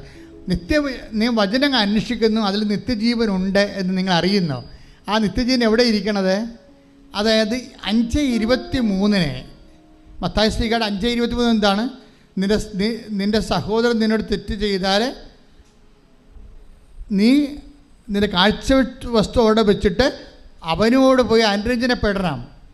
എന്തിനു വേണ്ടിയാണ് അനുരഞ്ജനപ്പെടണമെന്നാണ് മത്തായി 18:16 പറയണത്. എന്തിനാണ്? അവൻ നിൻ്റെ വാക്ക് കേട്ടാൽ എന്ത് സംഭവിക്കും? നിൻ്റെ സഹോദരനെ നീ നേടും. എന്തിനാണ്? നീതിമാന്മാരുടെ പുനരുദ്ധാന ഘട്ടം. ശ്രദ്ധിക്കട്ടെ. ഹല്ലേലൂയ. 13:43. അപ്പോൾ നീതിമാന്മാർ തങ്ങളുടെ പിതാവിന്റെ രാജ്യത്തിൽ സൂര്യനെ പോലെ പ്രശോഭിക്കും. മത്തായി 13:43. മത്തായി 13:43 കണ്ട സൂര്യൻ വന്നെ കണ്ട ബ്രാൻഡിങ് വരണ കണ്ടല്ലേ. സൂര്യൻ എന്താണ്? കർത്താവ് സൂര്യനെ കുറിച്ചേ പറയത്തുള്ളൂ, ചന്ദ്രനെ കുറിച്ചും പറയത്തില്ല. ഇത് ഭയങ്കര ട്രാപ്പാണ് കേട്ടോ. പൗലോസ് അപ്പോസ്തലൻ പിന്നെ ഈ തോറ്റ ആൾക്കാർക്ക് വേണ്ടി ട്യൂട്ടോറിയൽ തുടങ്ങിയിട്ടുണ്ട്. ചന്ദ്രൻ, നക്ഷത്രം എന്നൊക്കെ പറഞ്ഞ് തുടങ്ങിയിട്ടുണ്ട്. കർത്താവിൻ്റെ ട്യൂട്ടോറിയലിൽ തോറ്റവർക്ക് സ്ഥാനമില്ല. അവിടെ നോക്കിയേ, ചന്ദ്രൻ എന്നില്ല. നീതിമാന്മാരുടെ പുനരുദ്ധാനത്തിൽ അവർ സൂര്യനെപ്പോലെ ശോഭിക്കും. മഹത്വത്തിൻ്റെ സൂര്യനാണ്. ഇതിൻ്റെ പ്രശ്നം വെച്ച് കഴിഞ്ഞാൽ ഈ പ്രതിഫലം വെച്ചുകൊണ്ടാണ് ഈ ബൈബിൾ മെക്കാനിസം അറേഞ്ച് ചെയ്തിരിക്കുന്നത്. അതായത് ഇപ്പം നീ വിചാരിക്കുവേ, ഇപ്പം ഞാനിപ്പോൾ കർത്താവ് പറഞ്ഞൊക്കെ ചെയ്തായിരിക്കും നഷ്ടമല്ലേ എന്നല്ലേ ചോദിക്കണത്. ഞാനിതൊക്കെ കഷ്ടപ്പെട്ട് ഞാനിപ്പോൾ ഇത് മനുഷ്യന് ചെയ്യാൻ പറ്റാത്ത കാര്യങ്ങളൊക്കെ എൻ്റെ കണ്ണത്തിലടിച്ചവന് വേറെ ചാരണം കൂടി കാണിച്ചു കൊടുത്താൽ വീട്ടിൽ വരുമ്പോൾ മക്കൾ പറയും അപ്പം പോയി അടിച്ചിട്ട് വാ, അല്ലെങ്കിൽ ഞങ്ങൾക്ക് മുഖത്ത് BCM വെച്ച് നടക്കാൻ പറ്റത്തില്ലെന്ന് പറയും. അതല്ലേ മക്കൾ പറയത്തുള്ളൂ. അവന്മാരത് പറയണം. എന്താ സംഭവിച്ചു കഴിഞ്ഞാൽ ഇപ്പം ഭാരതീയ മീമാംസകളിൽ മനുഷ്യനെക്കുറിച്ച് പറഞ്ഞത് എന്താണ്? നരൻ പശു സമാനമാണ്. പശുവാണ്. അപ്പോൾ പശുവിനെ കുത്തിയാൽ തിരിച്ചു കുത്തും, അത്രേ ഉള്ളൂ. നരൻ മൃഗത്തെ തുല്യമാണെന്നാണ് പറയണത്. പശു എന്ന് വെച്ച് കഴിഞ്ഞാൽ പശുവിൻ്റെ സ്വഭാവം എന്താണ്, അല്ലെങ്കിൽ മൃഗത്തിൻ്റെ സ്വഭാവം എന്താണ്? കുത്തിയാൽ തിരിച്ചു കുത്തും, കടിച്ചാൽ തിരിച്ച് കടിക്കും, എല്ലാം ചെയ്യും. പക്ഷേ മനുഷ്യനെ സംബന്ധിച്ചിടത്തോളം ബൈബിള് എന്താ പറഞ്ഞിരിക്കണത്? നീ ദൈവത്തിൻ്റെ സ്വഭാവം കാണിക്കാൻ പറഞ്ഞിരിക്കുക. കാര്യം എന്താണ്? നിന്നെ നിത്യതയ്ക്ക് വേണ്ടി ദൈവം സൃഷ്ടിച്ചിരിക്കുന്നതാണ്. പശുവിനെ നിത്യതയ്ക്ക് വേണ്ടി സൃഷ്ടിച്ചിരിക്കുന്നില്ല. ഈ വിവേചനം നാം മനസ്സിലാക്കണം. ഈ വിവേചനമില്ലാത്തവർ പശുവായി ജനിച്ച് പശുവായിട്ട് തന്നെ മരിക്കും. അങ്ങനെയുള്ളവരുണ്ടാകും, മക്കളുടെ കൂട്ടത്തിലുണ്ടാകാം. ഈ നമ്മളിവിടുന്ന് പോയി കഴിഞ്ഞാൽ പിന്നെ മക്കളും അപ്പനും ഭാര്യയും ഭർത്താവും ഒന്നും ഇല്ലല്ലോ. ഭാര്യയും ഭർത്താവും പോലും ഇല്ല, പിന്നെയാണ് പ്രശ്നം അല്ലേ? കർത്താവ് എന്താ പറയണത്? വിവാഹത്തിന് ശേഷം ഒരു സ്ത്രീക്ക് 7 ഭർത്താക്കന്മാരുണ്ടായിരുന്നു. അവൾ എല്ലാം ചത്തുകെട്ട് ഓരോ ഭർത്താക്കന്മാർ ചാകുമ്പോൾ അടുത്ത ഭർത്താവിനെ കിട്ടും. അവസാനം അവളും മരിച്ചു, ആ 7 ഭർത്താക്കന്മാരും മരിച്ചു. എന്നിട്ട് അവസാനം പുനരുദ്ധാനത്തിൽ ആരുടെ ഭർത്താവായിരിക്കും ആ സ്ത്രീ എന്ന് ചോദിക്കുമ്പോൾ പറയും, ഈശോ എന്താ പറയണത്? അവിടെ കല്യാണം കെട്ടലും പരിപാടിയൊന്നും ഭാര്യയും ഭർത്താവൊന്നും ഇല്ല. ഇതെല്ലാം ഇവിടെ ചാപ്റ്റർ ഇവിടെ സെമിത്തേരി വെച്ച് ക്ലോസ് ചെയ്യും. അവിടെ കർത്താവിൻ്റെ കൃപ നിറഞ്ഞ ദൈവിക ജീവനാണ് ഉള്ളത്, അവബോധത്തോടു കൂടി. അപ്പോൾ ദൈവത്തെ അറിഞ്ഞനുഭവിച്ച് ആനന്ദിക്കാനുള്ള സൗഭാഗ്യത്തോടു കൂടി നിൻ്റെ ആത്മാവ് എന്തുമാത്രം അറിയുന്ന എന്തുമാത്രം നീ പ്രയോഗത്തിൽ വരുത്തുന്നുവോ ആ അറിവെല്ലാം കൃപയായിട്ട് മാറുകയും അത് നിന്റെ മഹത്വത്തിന് കാരണമാകുകയും ചെയ്യുന്ന കൈയടിച്ച് കർത്താവോടെ ഇരിക്കുക. പ്രിയമുള്ളവരെ, ഈ വചനം കർത്താവ് നൽകിയ വഴിയിലൂടെയാണ് ഞാൻ സഞ്ചരിച്ചത്. പക്ഷേ ആർക്കും തെറ്റിദ്ധാരണയൊന്നും വേണ്ട, ബൈബിൾ ജീവിക്കുന്നത് കഠിനമാണെന്ന്. അങ്ങനെയല്ല. ഇത് ഞാൻ പറഞ്ഞതിൻ്റെ ഉദ്ദേശം, കഠിന വചനങ്ങൾ ചെയ്യുന്നവർ ഡെസ്പാകേണ്ട കാര്യമില്ല. കഠിന വചനങ്ങൾ ചെയ്യുന്നവർ ഡെസ്പാകേണ്ട കാര്യമില്ല. കഠിനമായ ചില വചനങ്ങൾ ജീവിച്ചതിൻ്റെ പേരിൽ നഷ്ടം വന്നവരുണ്ട്, എക്സ്ട്രാ ക്ലേശം അനുഭവിക്കുന്നവരുണ്ട്. അവർ ഡെസ്പാകണ്ട. അതെന്ത് ചെയ്യണം? അവർ നിത്യജീവന് വേണ്ടി അത് നീക്കി വെക്കണം. കാര്യം എന്താ? കഠിന വചനങ്ങൾ ഇപ്പം ഞാൻ മുമ്പ് പറഞ്ഞുള്ള കേസില്ലേ, എന്താ കേസ്? അതായത് ഇപ്പോൾ മൂത്ത ചേച്ചി കല്യാണം കഴിച്ച് വിട്ടു, നടുവത്തെ ചേച്ചിയും കല്യാണം കഴിച്ചപ്പോൾ കുടുംബം റപ്റ്റായി. നിൻ്റെ കല്യാണം വന്നപ്പോൾ അപ്പനമ്മയും മരിച്ചു. അപ്പം നീ 10 കൊല്ലം എന്തുണ്ട് നിനക്ക് ബാലൻസ്? മൂത്ത ചേച്ചി കുടുംബം വിറ്റ് കെട്ടിച്ച് വിട്ട ചേച്ചി വന്ന് തിരക്കണില്ല അപ്പനും അമ്മയും. അപ്പനും അമ്മയും കിടപ്പ. അതിൻ്റെ പ്രാഥമിക കാര്യങ്ങളെല്ലാം കട്ടിലാണ്. നിനക്ക് എന്ത് കിട്ടി ഈ ജീവിതത്തിൽ? കുടുംബത്തിൻ്റെ അടുത്ത് എടുത്ത് കെട്ടിച്ച് വിട്ട നടുവത്തെ ചേച്ചി തിരക്കണില്ല. അവിടെ മക്കളെ കാനഡയിൽ വിടാൻ വേണ്ടിയുള്ള തിരക്കാണ് അവർ. ഈ അപ്പനും അമ്മയും നിൻ്റെ മുതുകത്തായിരിക്കണത്. നിനക്കാണെങ്കിൽ വരുമാനം കുറവാണ്, അവരാരും ഇങ്ങോട്ട് വരണമില്ല. വല്ലപ്പോഴും വന്നിട്ട് 1000-500 തന്നിട്ട് പോകും. ഇതാണ് നിൻ്റെ ജീവിതം. ഇതാണ് കഠിന പദമെന്ന് പറയണത്. എന്നിട്ട് നീ നിൻ്റെ സ്നേഹത്തോടെ ക്ഷമയോടെ നിൻ്റെ മാതാപിതാക്കന്മാരെ നോക്കിയ ദൈവപൈതലെ നിൻ്റെ പ്രതിഫലം. 6:35 എടുത്ത ലൂക്കാ സുവിശേഷം ശ്രദ്ധിക്കട്ടെ. Hallelujah, hallelujah, hallelujah, hallelujah, hallelujah. യേശുവേ നന്ദി, യേശുവേ സ്തുതി. ഹല്ലേലൂയ. ലൂക്ക 6:35. എന്നാൽ നിങ്ങളെ ശത്രുക്കളെ സ്നേഹിക്കുവിൻ, തിരിച്ചു കിട്ടുമെന്ന് പ്രതീക്ഷിക്കാതെ മറ്റുള്ളവർക്ക് നന്മ ചെയ്യുകയും വായ്പ കൊടുക്കുകയും ചെയ്യുവിൻ. അപ്പോൾ നിങ്ങളുടെ പ്രതിഫലം വലുതായിരിക്കും, നിങ്ങൾ അത്യുന്നതൻ്റെ പുത്രന്മാരായിരിക്കുകയും ചെയ്യും. ഇതാണ് കഠിന പദങ്ങളെന്ന് പറയുന്നത്. എന്ന് വെച്ച് കഴിഞ്ഞാൽ മനുഷ്യരുടെ മുമ്പിൽ നമുക്ക് പ്രതിഫലമില്ലാതെ നമ്മൾ ചില ആൾക്കാർ പറയത്തില്ലേ, എള്ളുളങ്ങണത് എണ്ണ കിട്ടാം, പാറ്റാപ്പുഴി കൊടുക്കണത് എന്തിനാണെന്ന് ചോദിക്കും. അപ്പോൾ ഒരു കാര്യവുമില്ലാതെ നമ്മൾ കഷ്ടപ്പെടുന്നു. ഇവിടുന്ന് ഇത് കുടുംബത്തിൻ്റെ കാര്യങ്ങളെല്ലാം നേടിയെടുത്തത് വേറെ ആൾക്കാർ. അപ്പോൾ നിനക്ക് ചില സമയത്ത് അപ്പനും അമ്മയും കൂട്ടു നിന്നിട്ടില്ല അങ്ങനെ സംഭവിച്ചു എന്നൊക്കെ പറഞ്ഞാൽ അപ്പനും അമ്മനും പ്രാകാൻ തോന്നും. ജീവിതകാലം മുഴുവൻ നീ രാവിലെ എഴുന്നേക്കണത് തന്നെ പ്രാഗിക്കാൻ എഴുന്നേക്കണത്. ദൈവത്തിലെ സ്വർഗം നിൻ്റെ അടുത്ത് വന്ന് നിന്നിട്ട് നീ തിരിച്ചറിയാത്തത് വചനം അറിയാത്തത് കൊണ്ടാണ്. വചനം അറിയുന്ന വ്യക്തികൾ, അതായത് നിനക്കറിയാമല്ലോ, മക്കളുള്ളവരും മക്കളില്ലാത്തവരും അവസാനം ഒരുപോലെയാകും. കല്യാണം കഴിച്ചവരും കല്യാണം കഴിക്കാത്തവരും അവസാനം ഒരുപോലെയാകും. വസ്തുക്കളുള്ളവരും ഇല്ലാത്തവരും ഒരുപോലെയാകും.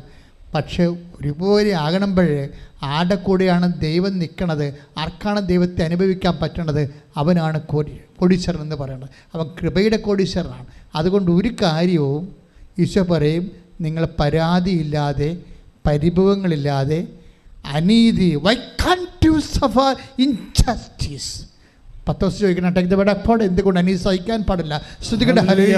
ഒന്ന് കുറഞ്ഞ 6:7. നിങ്ങൾ തമ്മിൽ വ്യവഹാരങ്ങൾ ഉണ്ടാകുന്നത് തന്നെ നിങ്ങളുടെ പരാജയമാണ്. എന്തുകൊണ്ട് ദ്രോഹം നിങ്ങൾക്ക് ക്ഷമിച്ചുകൂടാ, വഞ്ചന സഹിച്ചുകൂടാ? ചില സമയത്ത് ദ്രോഹം ക്ഷമിക്കാനൊരു കൃപ കിട്ടും, വഞ്ചന സഹിക്കാനൊരു കൃപ കിട്ടും. ഇത് കൃപയാണ് ശരിക്കും, ദ്രോഹം ക്ഷമിക്കാനും വഞ്ചന സഹിക്കാനും. ഞാൻ ചില സമയത്ത് ഭാര്യ ഭർത്താക്കന്മാർ തമ്മിൽ അടിച്ച് പിരിയാൻ വേണ്ടി പോകുമ്പോൾ അപ്പോൾ ഞാൻ അവളോട് ചോദിക്കും, എടി നീയാണ് ആ വീട്ടിൽ നിന്ന് ഇറങ്ങിപ്പോയത്, അതാ അവൻ നിന്നെ കൊണ്ടൊന്ന് ആക്കിയിട്ട് പിന്നെ വരാതിരുന്നതാണോ? അടുത്തവരപ്പോൾ ചോദിക്കുന്നതാണ്. പിന്നെ ഞങ്ങൾ അച്ഛൻ പ്രാർത്ഥിക്കണമെന്ന് പറയുമ്പോൾ ഞാൻ, എടി നീയാണ് ആ വീട്ടിൽ നിന്ന് ഇറങ്ങിപ്പോയത്, അതാ നിന്നെ കൊണ്ടൊന്ന് ആക്കിയിട്ട് അവൻ വരാതിരുന്നതാണ്, അത് എന്നെ കൊണ്ടൊന്ന് ആക്കിയിട്ട് അവൻ വരാതിരുന്നതാണ്. അവൻ്റെ അവിടെ അമ്മയുടെ വർത്തമാനമാണ് അയാൾ കേൾക്കണത്, അത് എനിക്ക് ജീവിക്കാൻ പറ്റത്തില്ലെന്ന് പറയും. അപ്പോൾ കർത്താവ് വചിരിക്കണം, കണ്ടാ, I can't do suffer injustice. എൻ്റെ ദൈവത്തെ നിത്യതയുടെ കൊളുത്തപ്പെട്ടൊരു വിളക്ക് നിൻ്റെ ജീവിതത്തിന് മുമ്പിൽ തെളിച്ച് വെച്ചിട്ട് കാണുന്നില്ലെങ്കിൽ നീ biblically speaking you are A blind woman. മനസ്സിലായില്ലേ? നിത്യതയുടെ വിളക്ക് കൊളുത്തി വെച്ചിരിക്കുന്ന കർത്താവ് അനീതി സഹിക്കാൻ, ദ്രോഹം ക്ഷമിക്കാൻ ഒരവസരം, അത് നിത്യതയുടെ വിളക്കാണ്. അത് കാണാൻ പറ്റുന്നില്ലെങ്കിൽ നീ അന്ധയാണെന്ന കർത്താവ് പറയുന്നത്. ശ്രദ്ധിക്കട്ടെ സ്നേഹിത, ഞാൻ നിന്നോട് ഒരു അനീതിയും ചെയ്തിട്ടില്ല, നീ എന്നോട് ഒരു ദിനാറയ്ക്ക് സമ്മതിച്ചതല്ലേ, നിൻ്റെ കൂലി വാങ്ങിക്കൊണ്ട് പോയിക്കൊള്ളുക. ആര് പറഞ്ഞാണത്? കർത്താവ് പറഞ്ഞാണ്. എന്ന് പറഞ്ഞതാണ്, ഇന്ന് കുർബാനയ്ക്ക് പറഞ്ഞാണ് അല്ലേ. അപ്പോൾ ചില സമയത്ത് നമ്മൾക്കാണ് തോന്നുന്നത് അനീതിയാണെന്ന്. ദൈവം എനിക്ക് മക്കളെ തന്നില്ല, ദൈവം എനിക്ക് സ്നേഹമുള്ള ഭർത്താക്കന്മാർ തന്നില്ല, എനിക്ക് ശനിയാഴ്ച കാറും എടുത്തുകൊണ്ട് പുറത്ത് പോയി ഭക്ഷണം കഴിക്കാൻ പറ്റണില്ല, എൻ്റെ അനിയത്തി അങ്ങനെ ചെയ്യുന്നുണ്ട്. അതാണ് പ്രശ്നം. നീ അനിയത്തിയെ നോക്കിയിരിക്കണേ. നീ എന്താ ചിന്തിച്ചുകൊണ്ടിരിക്കണത്? നിനക്ക് സ്നേഹമുള്ള ഭർത്താവിന് തന്നില്ല, അയാളുടെ മൊബൈൽ നോക്കുമ്പോൾ വേറെ ആൾക്കാരുടെ പേരൊക്കെ കേൾക്കുന്നത്. അയാൾക്ക് രാത്രിയൊക്കെ അവിടെ നിന്ന് ഇറങ്ങിപ്പോയി പുറത്തുനിന്ന് വിളിക്കണേ കാണാം. ഇയാൾ ഏത് പണ്ടാരത്തിനെ വിളിക്കണത് ദൈവത്തിന് അറിയാം. അപ്പം നീ മോന്തം കയറ്റി വന്ന് നിൻ്റെ കൂടെ ഈ മനുഷ്യൻ്റെ കൂടെ കിടക്കുകയാണ് നീ. പക്ഷേ ഒരു കാര്യമുണ്ട്, ഈ വിഷയങ്ങളെല്ലാം നിത്യതയോട് നിന്നെ അടുപ്പിച്ചിരിക്കുകയാണ്. കർത്താവ് പറയുന്നതാണ്, ഈ ഭർത്താവായാലും നാളെ മാഞ്ഞു പോകും, ഈ ഭൂമിയിലുള്ള എല്ലാം മാഞ്ഞു പോകും. മാഞ്ഞു പോകാത്ത സ്നേഹത്തിനായി നീ ദാഹിക്കണമെന്ന് എന്നോട് പറയുകയാണ്. അത് മനസ്സിലാക്കണമെന്നുണ്ടെങ്കിൽ അത് മനസ്സിലാക്കുന്ന ഒരു ഹൃദയം വേണം. പ്രാർത്ഥിക്കുക, കർത്താവേ, കർത്താവേ, മാഞ്ഞു പോകാത്ത വസ്തുക്കളും മാഞ്ഞു പോകാത്ത വ്യക്തികളും മാഞ്ഞു പോകാത്ത ജീവിതവും കണ്ടെത്തുവാൻ എന്നെ ഇന്നുള്ള കഷ്ടപ്പാടുകളെ സമീപിക്കുവാൻ അഭിഷേകം നമുക്ക് നൽകണമേ. അതെന്താ പ്രശ്നം വെച്ച് കഴിഞ്ഞാൽ, ഈശോ ഈ ലോകത്തെ സങ്കടങ്ങളെ എടുത്തിട്ട് പറയും, എന്താ പറയണത്? 8:18 എടുത്ത റോമ 8:18 ശ്രദ്ധിക്കട്ടെ. ഹല്ലേലൂയ. റോമ 8:18 നമുക്ക് വെളിപ്പെടാനിരിക്കുന്ന മഹത്വത്തോട് തുലനം ചെയ്യുമ്പോൾ പറഞ്ഞ നമുക്ക് വെളിപ്പെടാനിരിക്കുന്ന മഹത്വത്തോട് തുലനം ചെയ്യുമ്പോൾ ഇന്നത്തെ കഷ്ടതകൾ നിസ്സാരമാണെന്ന് ഞാൻ കരുതുന്നു. കഷ്ടതകളെ എന്ന് നിസ്സാരമാക്കുന്നു അന്ന് നീ കഠിന പദങ്ങളെ ക്രാക്ക് ചെയ്തിരിക്കുന്നു. കഷ്ടത ഇല്ലെന്നല്ല പറയണത്. ഓരോ കഷ്ടതയെ ദൈവം അഡ്രസ്സ് ചെയ്യുന്ന രീതിയുണ്ട്. സ്വർഗത്തെ വെച്ച് വേണം കഷ്ടതയെ അഡ്രസ്സ് ചെയ്യാൻ. എങ്ങനെയാണ് എന്ന് പറഞ്ഞ് നമുക്ക് ലഭിക്കാനിരിക്കുന്ന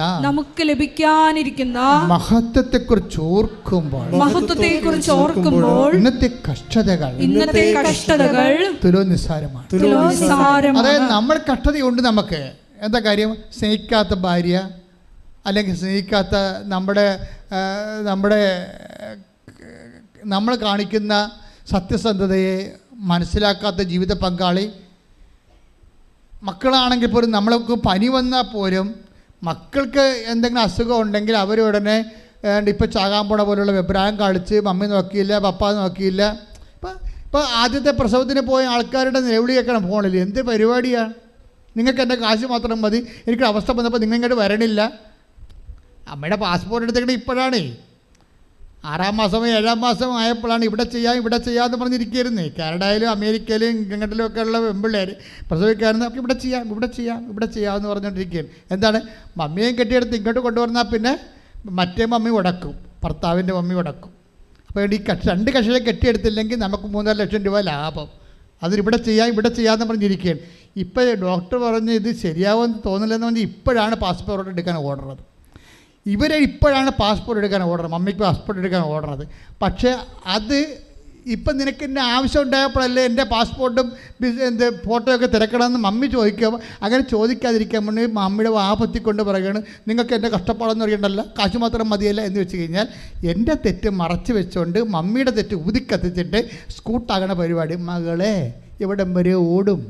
ഓന്തോടിയ വെയിൽ വരെ. ദൈവത്തിൻ്റെ മുമ്പിലാണ് നീ ഓടണമെന്ന് ഓർത്തേക്കണം. സത്യസന്ധമല്ലാത്തൊരു വർത്തമാനം പറയരുത്. വിശുദ്ധമായ അധരങ്ങളുണ്ടായാൽ ഉടമ്പടി നിനക്ക് വേണ്ടി കർത്താവ് അത്ഭുതങ്ങൾ പ്രവർത്തിക്കും. ശ്രദ്ധിക്കട്ടെ. അപ്പം കഠിന പദങ്ങളും കഠിന അനുഭവങ്ങളും സുവിശേഷ വിഹിതമായി കൈകാര്യം ചെയ്യുമ്പോൾ നിനക്ക് 20 മാർക്ക് കിട്ടും. നിങ്ങളെപ്പോഴും ചെയ്യണം എങ്ങനെയെന്നറിയാവോ? ഈ ചില ബുദ്ധിയും ബോധവും ഇല്ലാത്ത പിള്ളേരെ പോലെയാണ്. പരീക്ഷ പേപ്പർ കാണുമ്പോൾ തന്നെ മൊത്തം അങ്ങോട്ടിരുന്ന് എഴുതാൻ തുടങ്ങും. പരീക്ഷ പേപ്പർ കാണുമ്പോൾ തന്നെ അപ്പം തന്നെ എടുത്ത് നമ്മുടെ ട്രെയിൻ പോണ പോലെ വന്ദേ ഭാരത് പോണ പോലെ ഒറ്റ പോക്കാണ് പരീക്ഷ എടുത്ത്. അതെന്താ സംഭവം? എഴുതി വന്നിട്ട് അവസാനം 2.5 മണിക്കൂർ പരീക്ഷയ്ക്ക് 1:45 കഴിഞ്ഞപ്പോഴും 60 ചോദ്യങ്ങൾ എഴുതിയിട്ടുണ്ട്. പക്ഷേ നോക്കിയപ്പോൾ എന്താ പറ്റിയതിരിക്കണത്? 60 മാർക്കിൻ്റെ ചോദ്യങ്ങളാണ് എഴുതിയിരിക്കുന്നത്. എന്താണ്? എല്ലാ ചോദ്യങ്ങൾക്കും 2 മാർക്ക് 1 മാർക്കേ ഉള്ളു. ബാക്കിയുള്ള ചോദ്യം 2 ചോദ്യമുണ്ട്, 20 മാർക്കിൻ്റെ. ഈ 20 മാർക്കിൻ്റെ ചോദ്യം ആദ്യമേ എഴുതി വെച്ചെങ്കിൽ ഇപ്പോൾ ഇനി സമയവും തീർന്നു. ഇതാണ് ഈ പ്രശ്നം. മേജർ ഇഷ്യൂസും ലൈറ്റ് ഇഷ്യൂസും തമ്മിലുള്ള വ്യത്യാസം ഇതാണ്. എൻ്റെ മക്കളെ ജീവിതത്തിൽ 20 മാർക്കിൻ്റെ 2 ചോദ്യങ്ങൾ നിങ്ങൾ എഴുതിയിരിക്കണം, ഉത്തരം എഴുതിയിരിക്കണം. എന്ന് വെച്ചാൽ കഠിന പദങ്ങളാണ്, ക്രാക്ക് ചെയ്തിരിക്കണം. എല്ലാം നിങ്ങൾ സിമ്പിളാകണമെന്ന് പറഞ്ഞു കഴിഞ്ഞാൽ ദൈവം എല്ലാം സിമ്പിളാക്കി തരും. നമ്മുടെ സമയം തീരുമ്പോഴേ നമുക്ക് നിത്യതയുടെ മാർക്ക് നമ്മൾ എഴുതിയിട്ടുണ്ടാകത്തില്ല. നമ്മുടെ 65 വയസ്സിൽ 70 വയസ്സിൽ നമ്മൾ ഗുഡ് ബൈ പെടുന്ന പോകുമ്പോൾ നോക്കുമ്പോൾ 1-2 മാർക്കിൻ്റെ കാര്യം എഴുതി വെച്ചിരിക്കുന്നത്. 10 രോഗികളെ കണ്ടു, കുറച്ച് പത്രം കൊടുത്തു, പിന്നെ അത്യാവശ്യം കുഞ്ഞു കാര്യങ്ങൾ, സൽപ്രവർത്തികളാണ് ശരി. പക്ഷെ പ്രോബ്ലം വെച്ച് കഴിഞ്ഞാൽ സുവിശേഷവിധമായി ജീവിക്കുക. ജീവിതത്തിലൊരു ചില ആൾക്കാർ, ഞാനൊരു അമ്മയെ ഒരു ദിവസം പരിചയപ്പെട്ടു. ഇടയ്ക്ക് ഞാൻ പറയാറുണ്ട്, ആർക്ക് 72 വയസ്സ് ഇപ്പോഴുണ്ട്. എന്നെ കണ്ടപ്പോഴും നിലവിളിച്ച് എനിക്കൊരു മകനുണ്ടായിരുന്നെങ്കിൽ ഇപ്പോൾ അച്ഛനെ പോലെ ഇരുന്നേനെ വന്ന്. എന്ത് ഞാൻ പറഞ്ഞ് തീർന്ന്, അവിടെ സമയം തീർന്ന്, അവിടെ സമയം തീരുകയാണ്, അവിടെ പരീക്ഷ തീരുകയാണ്. അവർക്ക് ഒറ്റയടിക്ക് ഒരു 50 മാർക്കിൻ്റെ ചോദ്യം ഉത്തരം എഴുതാനുള്ള സമയം കൊടുത്തു. ഈ പാർട്ടി ഇപ്പോഴും ഉത്തരം എഴുതിയിട്ടില്ല. എന്താ പറയണത്? 72 അവർക്ക് മക്കളില്ല. 72ാമത്തെ വയസ്സ് എന്നെ കാണുമ്പോൾ പറയുകയാണ്, എനിക്കൊരു മകനുണ്ടായെങ്കിൽ ഇപ്പം അച്ഛനെപ്പോലെ ഇരുന്നേനെ വന്ന്. ദാറ്റ് മീൻസ് ദൈവം എനിക്കത് തന്നില്ലെന്നാ പ്രശ്നം. എൻ്റെ ദൈവമേ, ദൈവം എന്ത് തന്നു? ആ തന്നത് കൊണ്ട് സംതൃപ്തിപ്പെട്ടാൽ അനുഗ്രഹമല്ല, ദാറ്റ് ഇസ് ഗ്രേസ്. അതാണ് കൃപ. കൈ ഇടിച്ച് കിടത്താൻ. ഇവിടെ വിഷയം എന്താ വെച്ച് കഴിഞ്ഞാൽ, മക്കൾ ഇല്ലാത്തത്, മദ്യപാനിയായ ഭർത്താവ്, സ്നേഹിക്കാത്ത ഭാര്യ, അല്ലെങ്കിൽ എന്ത് വിഷയം, അമ്മയാകാം, മരുമകളാകാം, നമുക്ക് സ്നേഹം കിട്ടണില്ല. അതുകൊണ്ട് നമ്മളത് അതിന് സബ്സ്റ്റിറ്റ്യൂട്ട് ചെയ്യാൻ വേണ്ടി ചില മരുമക്കൾ നമ്മളെ സ്നേഹിക്കണില്ല എന്ന് നമ്മൾ പ്രീ സപ്പോസ് ചെയ്തിരിക്കണം. അതിനെ നമ്മൾ സബ്സ്റ്റിറ്റ്യൂട്ട് ചെയ്യണ്ടേ? അതിന് വരെ എന്ത് ചെയ്യും? കെട്ടിച്ചുവിട്ട മകളുടെ കല്യാണം മുടക്കിക്കൊണ്ട് അവളെ വീട്ടിൽ വിളിച്ചു നിർത്തും. പണിയേ അമ്മ. എങ്ങാനും കർത്താവ് ഇന്നാണ് വരണമെങ്കിൽ, നേരെ വരികയാണെങ്കിൽ പല അമ്മായിയമ്മമാരും കുടുങ്ങും, സത്യമായിട്ടും കുടുങ്ങും. കർത്താവ് ചോദ്യങ്ങളൊന്നും ചോദിക്കത്തില്ല, കാലപ്പിടിച്ച് നിലത്തിലടിക്കുമെന്ന് മാത്രമേ ഉള്ളൂ കാണുമ്പോൾ തന്നെ. എന്താ കാര്യത്തിൽ നിങ്ങളെന്താ ചെയ്തിരിക്കുന്നത്? നിങ്ങളുടെ മകളെ പിടിച്ച് വീട്ടിൽ നിർത്തിയിരിക്കുകയാണ്. എന്നിട്ട് അവളുടെ മകൻ്റെ കുറ്റം മുഴുവനും, മരുമകൻ്റെ കുറ്റം മുഴുവൻ പറഞ്ഞ് ഇവളെ ഭ്രാന്ത് പിടിപ്പിച്ചിരിക്കുകയാണ്. എത്ര പിശാചുക്കളാണെന്നറിയാവാ. ഈ ഇത്രയും നാൾ ഇത്രയും കുടുംബങ്ങൾ കലങ്ങിയതിൻ്റെ പിന്നിലെല്ലാം പെണ്ണിൻ്റെ അമ്മമാരുടെ റോള് ഭയങ്കരമാണ്. ഒരു സംശയമില്ല. ഞാൻ 21 ലക്ഷം ആൾക്കാരെ കൗൺസിൽ ചെയ്തിട്ടാണെന്ന് പറയണത്. ഇത്രയും കൗൺസിൽ ചെയ്തിട്ടുള്ള ആൾക്കാരുണ്ടോ എന്ന് എനിക്ക് സംശയമാണ്. 21 ലക്ഷം. എത്ര കാര്യം, അച്ഛനായപ്പോൾ തുടങ്ങിയ ജോലിയല്ലേ ഇത്? ഇപ്പം തുടങ്ങിയത് പുതിയതായിട്ട് ധ്യാനകേന്ദ്രം തുടങ്ങിയല്ലോ ഇത്. എത്ര വർഷമായി? 87 തുടങ്ങിയതാണ്. അതായത് നിങ്ങൾക്കൊരു കാര്യം മനസ്സിലാക്കണം, കർത്താവിൻ്റെ കൂദാശയ്ക്കെതിരെ ആര് സംസാരിച്ചാലും അവൾ അമ്മയുമല്ല അപ്പനുമല്ല. നിങ്ങൾ ആളെ തിരിച്ചറിയണം. സാത്താനാണ് നിങ്ങൾ സംസാരിക്കുന്നത്. കൂദാശയുടെ വില നിങ്ങൾക്ക് അറിയത്തില്ല. ഇപ്പം ഇന്നലെ എലിസബത്ത് ആൻ്റണി എന്താ ഇവിടെ സംസാരിച്ചത്? എൻ്റെ ഭർത്താവ് അവിശ്വാസിയാണ്. അവർ പറഞ്ഞില്ലേ, എൻ്റെ ഭർത്താവ് അവിശ്വാസിയാണ്, ദൈവത്തിൽ വിശ്വാസമില്ല. പക്ഷേ അദ്ദേഹത്തിന് കോവിഡ് വന്നപ്പോൾ എൻ്റെ ബ്രദറ് ഉടമ്പടി എടുത്ത ആളാണ്. എൻ്റെ ബ്രദർ എൻ്റെ അടുത്ത് ഉടമ്പടി തലയിൽ തന്നിട്ട് നെറ്റിക്ക് പൂശിയിട്ട് ഓൺലൈനിൽ വീഡിയോ കോളിൽ എനിക്ക് വേണ്ടി പ്രാർത്ഥിച്ചു. അപ്പോൾ എനിക്ക് ശ്വാസം കിട്ടണത് 48% മാത്രമേ എൻ്റെ ലങ്സ് വർക്ക് ചെയ്തുള്ളൂ. അപ്പോൾ ഞാൻ മരണത്തോട് അടുക്കിയിരുന്നു. അപ്പോൾ ഞാൻ ഉടമ്പടി തലം തേച്ച് എൻ്റെ ബ്രദർ എനിക്ക് വേണ്ടി പ്രാർത്ഥിച്ചു കഴിഞ്ഞപ്പോൾ ഞാൻ സുഖപ്പെട്ടു. എനിക്ക് സൈഡ് എഫക്ട്സ് ഒന്നുമില്ല. പക്ഷേ എൻ്റെ ഭർത്താവ് സുഖപ്പെട്ടു, പക്ഷേ നടക്കാൻ പറ്റണില്ല, പെട്ടെന്ന് വീഴും, തല ചുറ്റും. അദ്ദേഹത്തിൻ്റെ കോൺഫിഡൻസ് പോയി. അദ്ദേഹം പൊളിറ്റിക്കലിൽ നിന്ന് തിരിച്ചു പോന്നു. അപ്പോൾ ഇത്രയും വലിയ ദുരന്തം സഹിക്കാൻ എനിക്ക് താങ്ങാൻ പറ്റില്ല. ഞാൻ കർത്താവിൻ്റെ കണ്ണീരിട്ടു, കർത്താവെ എൻ്റെ ജീവിത പങ്കാളി തിരിച്ച് ജീവിതത്തിലേക്ക് വരണം. അപ്പോൾ അതിന് ഞാനെന്ത് ചെയ്തു? ഞാൻ ചെയ്തത്, കർത്താവെ നീ പറഞ്ഞിട്ടുണ്ട്, ആ സാക്ഷ്യം നിങ്ങൾ കേൾക്കണം, അത് ഭയങ്കര റിച്ചാണ് ആ സാക്ഷ്യം. നീ പറഞ്ഞിട്ടുണ്ട്, എന്താണ്? ഭർത്താവും ഭാര്യയും ഒരു ശരീരമാണ്. എന്താ അവരെ കോട്ട് ചെയ്യുക, വചനം കോട്ട് ചെയ്യും. എന്താ പറഞ്ഞാൽ കോട്ട് ചെയ്തിരിക്കണത്? മത്തായി ശ്രീകാട് സുവിശേഷം 19:5 എന്താ പറയണത്? ഭർത്താവും ഭാര്യയും ഒരു ശരീരമാണ്. ദൈവം യോജിപ്പിച്ചതാണ്, ഒരു ശരീരമാണ്, അവർ രണ്ടല്ല. അപ്പോൾ ഭർത്താവും ഭാര്യയും ഒരു ശരീരമാണെന്ന് അതും പറഞ്ഞുകൊണ്ട് അവരെന്തിനാ പറഞ്ഞതെന്നറിയാവോ? എൻ്റെ ഭർത്താവിന് വിശ്വാസമില്ല, എനിക്ക് വിശ്വാസമുണ്ട്, അതുകൊണ്ട് ഉടമ്പടി തൈലം ഞാൻ എൻ്റെ കാലെ പെരട്ടും വിശ്വാസ പ്രമാണം ചൊല്ലിക്കൊണ്ട്. എന്നിട്ട് എൻ്റെ കാലെ ഞാൻ ഉടമ്പടി തൈലം വിശ്വാസപൂർവ്വം പ്രാർത്ഥിച്ച് പെരട്ടിക്കഴിഞ്ഞപ്പോൾ എൻ്റെ ഭർത്താവിൻ്റെ കാലുകൾക്ക് കർത്താവ് ശക്തി കൊടുത്തു, അതിൽ എഴുന്നേക്ക് നടന്നു. ശ്രുതികട്ടെ ഹല്ലേലൂയ. ഉടമ്പടി പ്രാർത്ഥനയിൽ അമ്മ ഉടനടി പരിഹാരമേകും. അവൻ പറയുന്നത് ചെയ്തിടുകിൽ ജീവിതം ധന്യമായി തീർന്നിടും. അവൻ പറയുന്നത് ചെയ്തിടുകിൽ ജീവിതം ധന്യമായി തീർന്നിടും. അവർ വേറെ ഒരു കാര്യം കൂടി പറഞ്ഞായിരുന്നു. അതാണ് കൂദാശി എന്ന് പറയണത്.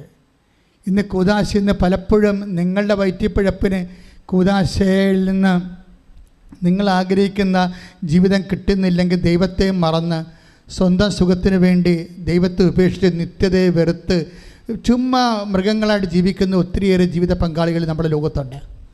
നിങ്ങൾക്കറിയാം, കുറച്ച് കാലം കഴിയുമ്പോൾ നിങ്ങൾ ദുഃഖിക്കേണ്ടി വരും. കാര്യം എന്താ? നിത്യത കൈവിട്ടു പോകും. നിത്യതയോട് അടുപ്പിച്ചത് എന്താണ്? കൂദാശ. ആ ചേച്ചി പറഞ്ഞെന്താ നിങ്ങൾക്കറിയാമല്ലോ. ഈ എലിസബത്ത് ആന്റണി എന്ന് പറഞ്ഞാൽ ആരാണ്? നമ്മുടെ മിനിസ്റ്റർ എ കെ ആന്റണിയുടെ മുൻ മിനിസ്റ്റർ മന്ത്രി ബഹുമാനപ്പെട്ട എ കെ ആന്റണിയുടെ വൈഫാണ്. അവർ പറഞ്ഞ സാക്ഷികൾ കേൾക്കണം. എന്താ അവർ പറയണത്? എൻ്റെ ഭർത്താവിന് വിശ്വാസമില്ല, പക്ഷേ ഞാനെന്താ സമീപിച്ചത്? കർത്താവിൻ്റെ വചനത്തിലാണ്. കർത്താവിൻ്റെ വചനത്തിൽ എന്താ പറയണത്? അവിശ്വാസിയായ ഭർത്താവ് എന്ത് ചെയ്യുന്ന പറയണത്? ഭാര്യ മുഖേന വിശുദ്ധ. അതാണ് ദൈവനിശ്ചയം. അതുപോലെ അവിശ്വാസിയായ നിങ്ങൾ ടേക്ക് ദ ബെഡഫോർഡ് 1 കൊറിന്തോസ് 17:14. 1 കൊറിന്തോസ് 7:14.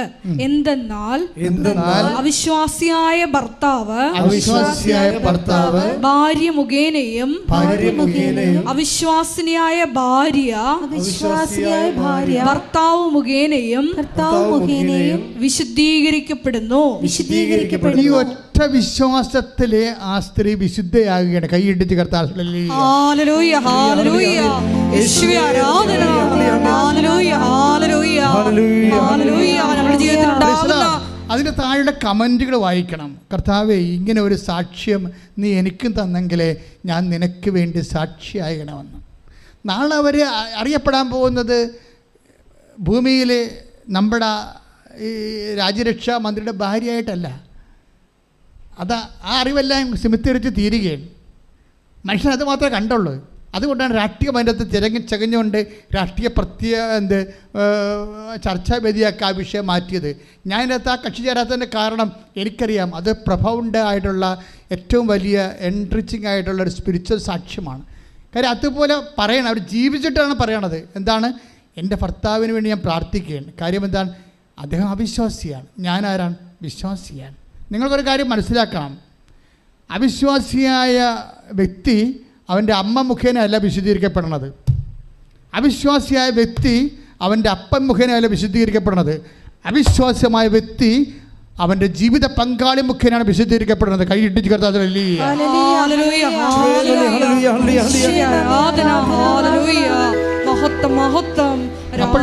എപ്പോഴും ശ്രദ്ധിക്കേണ്ട വിഷയം, നിങ്ങൾ അവിശ്വാസിയാണോ അല്ലെങ്കിൽ ദൈവത്തിൻ്റെ അവിശ്വാസ്യം മീൻസ് എന്താണ്? വിശ്വാസത്താൽ, അതായത് not by merit but by grace എന്ന് വെച്ചാൽ Ephesians 2:8 എന്താ പറയണത്? അതായത് വിശ്വാസം വഴി കൃപയാലാണ് നമ്മൾ രക്ഷിക്കപ്പെട്ടത്. അവിശ്വാസം എന്ന് പറഞ്ഞാൽ എന്ത് പറ്റും? വിശ്വാസം നമുക്ക് എന്താ തരണത്? കൃപയാണ് നൽകണത്, അല്ലേ? Ephesians 2:8 എന്താ പറയണത്? വിശ്വാസം വഴി പറഞ്ഞേ, വിശ്വാസം വഴി കൃപയാലാണ് നമ്മൾ രക്ഷിക്കപ്പെട്ടത്. വിശ്വാസം നമുക്ക് എന്താ തരണത്? കൃപ. അപ്പം കൃപ നമുക്ക് ലഭിക്കണത് എന്തിൽ നിന്നാണ്? എൻ്റെ സോഴ്സ് എന്താണ്? വിശ്വാസമാണ് സോഴ്സ്. അതിൻ്റെ അവിശ്വാസം എന്ന് പറയുമ്പോൾ നമുക്ക് എന്താ നഷ്ടപ്പെടാൻ പോണത്? കൃപ എന്ന് വെച്ചാൽ നിത്യജീവൻ നഷ്ടപ്പെട്ടത് കൃപയുടെ അലംഭാവമോ ആഭാവമോ മൂലം നിങ്ങൾക്ക് നിത്യജീവൻ നഷ്ടപ്പെട്ടാൽ അത് നേടാൻ നിൻ്റെ അമ്മയ്ക്കോ അപ്പനോ മക്കൾക്കോ ഒന്നുമില്ല. അതിൻ്റെ ചാൻസ് ആർക്കാ ഉള്ളത്? നിൻ്റെ ജീവിത പങ്കാളിയാണ്. ജീവിത പങ്കാളി വേർപെട്ടുകൊണ്ട് അപ്പൻ്റെ കൂടെ അമ്മയുടെ കൂടെ നടക്കുന്ന കാണ്ടാമൃഗങ്ങളെ ഞാൻ പറഞ്ഞ വചനങ്ങൾ കേൾക്കണം. എന്നിലൂടെ കർത്താവ് നിന്നോട് അന്ത്യമായിട്ട് നിനക്ക് ശാസനം നൽകുകയാണ്. അന്ത്യശാസനം എന്താ കാര്യം? നിന്നെ വിശുദ്ധീകരിക്കാൻ, നിൻ്റെ ആത്മാവ് വീണ്ടെടുക്കാൻ, നിന്നെ നിത്യത്തിലേക്ക് കർത്താവോട് ചേർക്കാൻ നിൻ്റെ അപ്പനോ അമ്മക്കോ മക്കൾക്കോ പറ്റത്തില്ല. നിന്നെ കുദാശ ചെയ്തേൽപ്പിച്ച ദൈവത്തിന് മാത്രമേ പറ്റത്തുള്ളൂ. ആ ദൈവത്തിന് വചനം കേട്ടുകൊണ്ട് താമസിക്കുന്നവരെ അനുതപിച്ചുകൊണ്ട് തിരിച്ചു വരാൻ കർത്താവ് ആവശ്യപ്പെടുന്നു. ശ്രുതികട്ടെ. രോഗസൗഖ്യ പ്രാർത്ഥനയുടെ സമയമാണ്. നമ്മൾ ഉടമ്പടി ചെയ്ത വിഷയങ്ങളുടെ മേൽ ദൈവം കരുണയോടെ കടാക്ഷിക്കുന്ന സമയമാണ്. തീർത്ഥാടനത്തിലിരിക്കുന്നവരും ഇവിടെ വന്നിട്ടുള്ളവരും ഇവിടെ ഓൺലൈനിൽ ഈ ആരാധന കൂടുന്നവരും കർത്താവ് 2 സാമുവേൽ 5:23-5 പറഞ്ഞിരിക്കുന്ന പോലെ രക്ഷയും ജീവിത അഭിലാഷങ്ങളും നിത്യജീവനം അനുദിന ജീവിത ആവശ്യങ്ങൾ, കൃപയും അനുഗ്രഹവും എല്ലാം ഉടമ്പടിയുടെ ദൈവത്തിൻ്റെ വാഗ്ദാനങ്ങളിൽ പെടുന്നതാണ്. അവ നേടാനുള്ള സമയമാണ് ആരാധന സമയം. അച്ഛൻ പ്രാർത്ഥിക്കുന്നതനുസരിച്ച് മക്കൾ സ്തുതിച്ചുകൊണ്ടിരിക്കണം. കർത്താവേ, അച്ഛൻ പ്രാർത്ഥിക്കുന്നതനുസരിച്ച് മക്കൾ സ്തുതിച്ചുകൊണ്ടിരിക്കണം.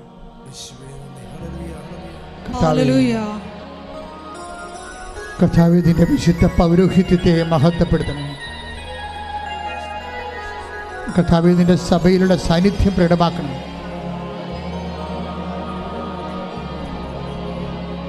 കർത്താവേ, 36 വർഷം ഞാൻ അർപ്പിച്ച കൃപാനയുടെ യോഗ്യതയെ കൃപാസ്ഥാനത്താരെ ജീവനോടെ പ്രത്യക്ഷപ്പെട്ട പരിശുദ്ധ അമ്മയുടെ മാധ്യസ്ഥ ഈ അൾത്താരയിൽ നടന്ന 10,000-കണക്കിന് ആരാധന ശക്തിയാൽ അപ്പാ സ്വർഗീയ പിതാവേ, അങ്ങേ പുത്രൻ യേശു ക്രിസ്തുവിൻ്റെ നാമത്തിൽ പ്രാർത്ഥിക്കുന്ന അപ്പാ, അങ്ങേ കൈകൾ അങ്ങയുടെ അവകാശമോഹനമാകുന്ന കർത്താവിനാൽ വീണ്ടെടുക്കപ്പെട്ട അവകാശമോഹനമാകുന്ന തിരുസഭയുടെ മേലെ ഈ സഭാ സമൂഹത്തിൻ്റെ മേലെ അങ്ങ് കൈനീട്ടണമെന്ന് പ്രാർത്ഥിക്കുന്ന കർത്താവേ, ഉച്ചമുതൽ ഉള്ളംകാല് വരെ എല്ലാ കോശങ്ങളിലും പേശികളിലും അസ്ഥി ഞരമ്പുകളിലും ഞരമ്പുകളിലും യേശു ക്രിസ്തുവിന്റെ രക്തം പടരട്ടെ. മാരക രോഗങ്ങള് തിരവേദികള് യേശുവിന്റെ നാമത്തില് മാറിപ്പോകട്ടെ. ശ്രദ്ധിക്കട്ടെ.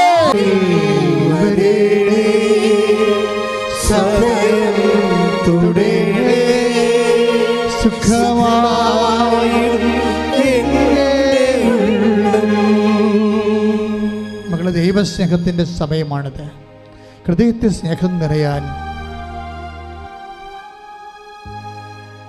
മനസ്സിൽ വിശ്വാസം നിറയാൻ കണ്ണീരോടെ പ്രാർത്ഥിക്കുക.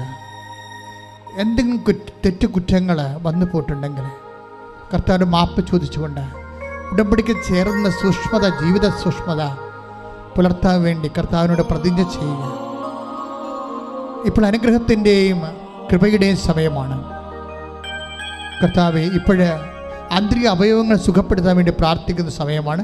കരള്, ലിവറ്, അതുപോലെ തന്നെ ആന്തരിക അവയവങ്ങൾ, കുടലുകൾ, അൾസറ്, അരിസസ്, PCOD, അതുപോലെ രക്തം മാർന്നു പോകുന്ന അസുഖങ്ങൾ, അതുപോലെ തന്നെ മക്കൾ ഇല്ലാത്തവർ, അടിവയറ്റിൽ ക്യാൻസർ ഉള്ളവർ, സിസ്റ്റുകളുള്ളവർ, ശിരസിൽ ഹാമറേജ് ഉള്ളവർ, അതുപോലെ തന്നെ ശിരസിൽ ബ്ലോക്ക് ഉള്ളവർ, ഇങ്ങനെ ഓരോ മനുഷ്യർക്ക് വേണ്ടി തളർന്ന് കിടക്കുന്നവർ, അവരെല്ലാം നിങ്ങൾ ഓർക്കുക.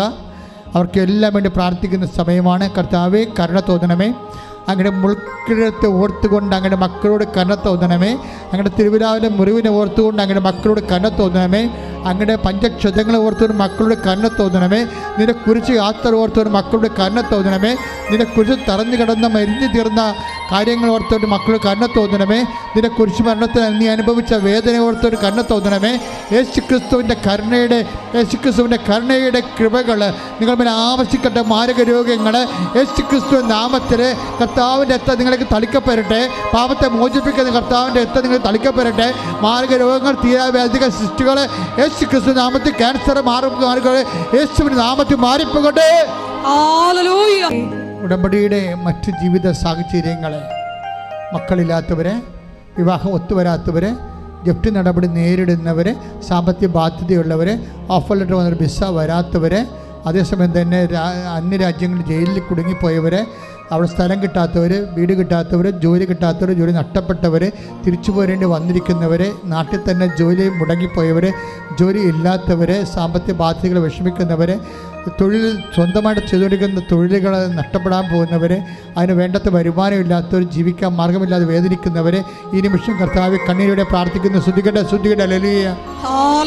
കർത്താവിൻ്റെ ഉന്നതമായ നാമത്തിലെ, സഭയുടെ അധികാരത്തിലെ, കുരിശിൻ്റെ അടയാളത്തിൽ, ദൈവത്തിൻ്റെ ശക്തിയാൽ എല്ലാ ജീവിത ദുരിതങ്ങൾ, തടസ്സങ്ങൾ കർത്താവ് 36 വർഷം ഞാൻ അർപ്പിച്ച കൃപാന്റെ യോഗ്യതയാൽ, അൾത്താരയിൽ നടന്ന പ്രത്യക്ഷീകരണത്തെ ശക്തിയാൽ, അൾത്താരയിൽ നടന്ന 16 ആരാധന ശക്തിയാൽ എല്ലാ ജീവിത ദുരിതങ്ങളും തടസ്സങ്ങളും യേശു ക്രിസ്തുവിന്റെ നാമത്തിൽ മാറിപ്പോകട്ടെ.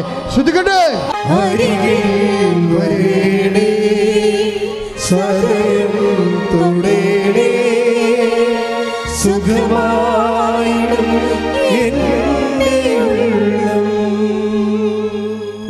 എപ്പിലെപ്സി രോഗങ്ങൾ, അപസ്മാര രോഗങ്ങൾ, ഓട്ടിസം രോഗങ്ങൾ, ഹൈപ്പർ ആക്ടിവിറ്റി,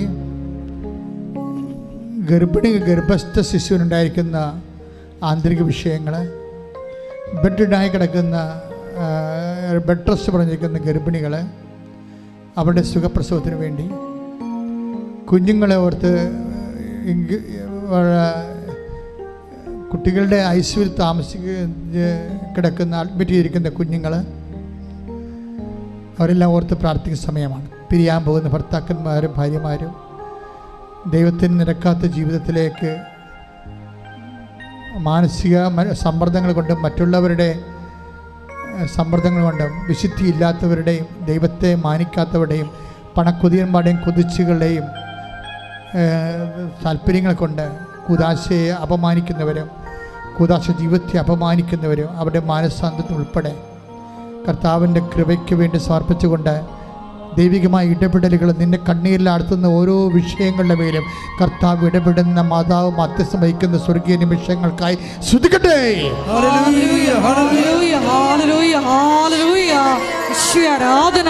ഈ ആരാധനയുടെ യോഗ്യതയാൽ ഞങ്ങളുടെ എല്ലാ ജീവിത തടസ്സങ്ങളും touch with the fire finger, soak with the precious blood, and in peace His Spirit, and with the authority of the Catholic Church, the power of Jesus Christ, with the merit of the Holy Priesthood, I bless and pray you, the grace and peace and power and healing, in the name of Jesus Christ, who is coming to judge for the living and dead, led by fire. Amen. Hallelujah, hallelujah, hallelujah. ആരാധന, hallelujah. സദയം തുടരേ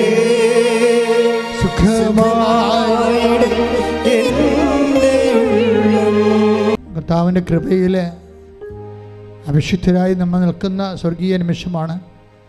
അച്ഛൻ വിട്ടുപോയ വിഷയങ്ങളുണ്ടെങ്കിൽ നിങ്ങളുടെ സ്വകാര്യ കാര്യങ്ങൾ അമ്മയുടെ മാധ്യസ്ഥത്തിൽ ഇപ്പോഴും ഈശോയ്ക്ക് സമർപ്പിക്കുന്ന സമയമാണ്. പരിശുദ്ധമ്മയുടെ മാധ്യസ്ഥത്തിൽ നിങ്ങളുടെ ജീവിത ആവശ്യങ്ങൾ, അച്ഛൻ വിട്ടുപോയ കാര്യങ്ങൾ ഇപ്പോഴും ഓൺലൈനിലുള്ളവരും തീർത്ഥാടനത്തിൽ ഇവിടെയുള്ളവരും ഇപ്പോഴും സമർപ്പിച്ച് പ്രാർത്ഥിക്കുക. നമുക്കൊരു വികാരണനാഥന്റെ ആശീർവാദം സ്വീകരിക്കാം.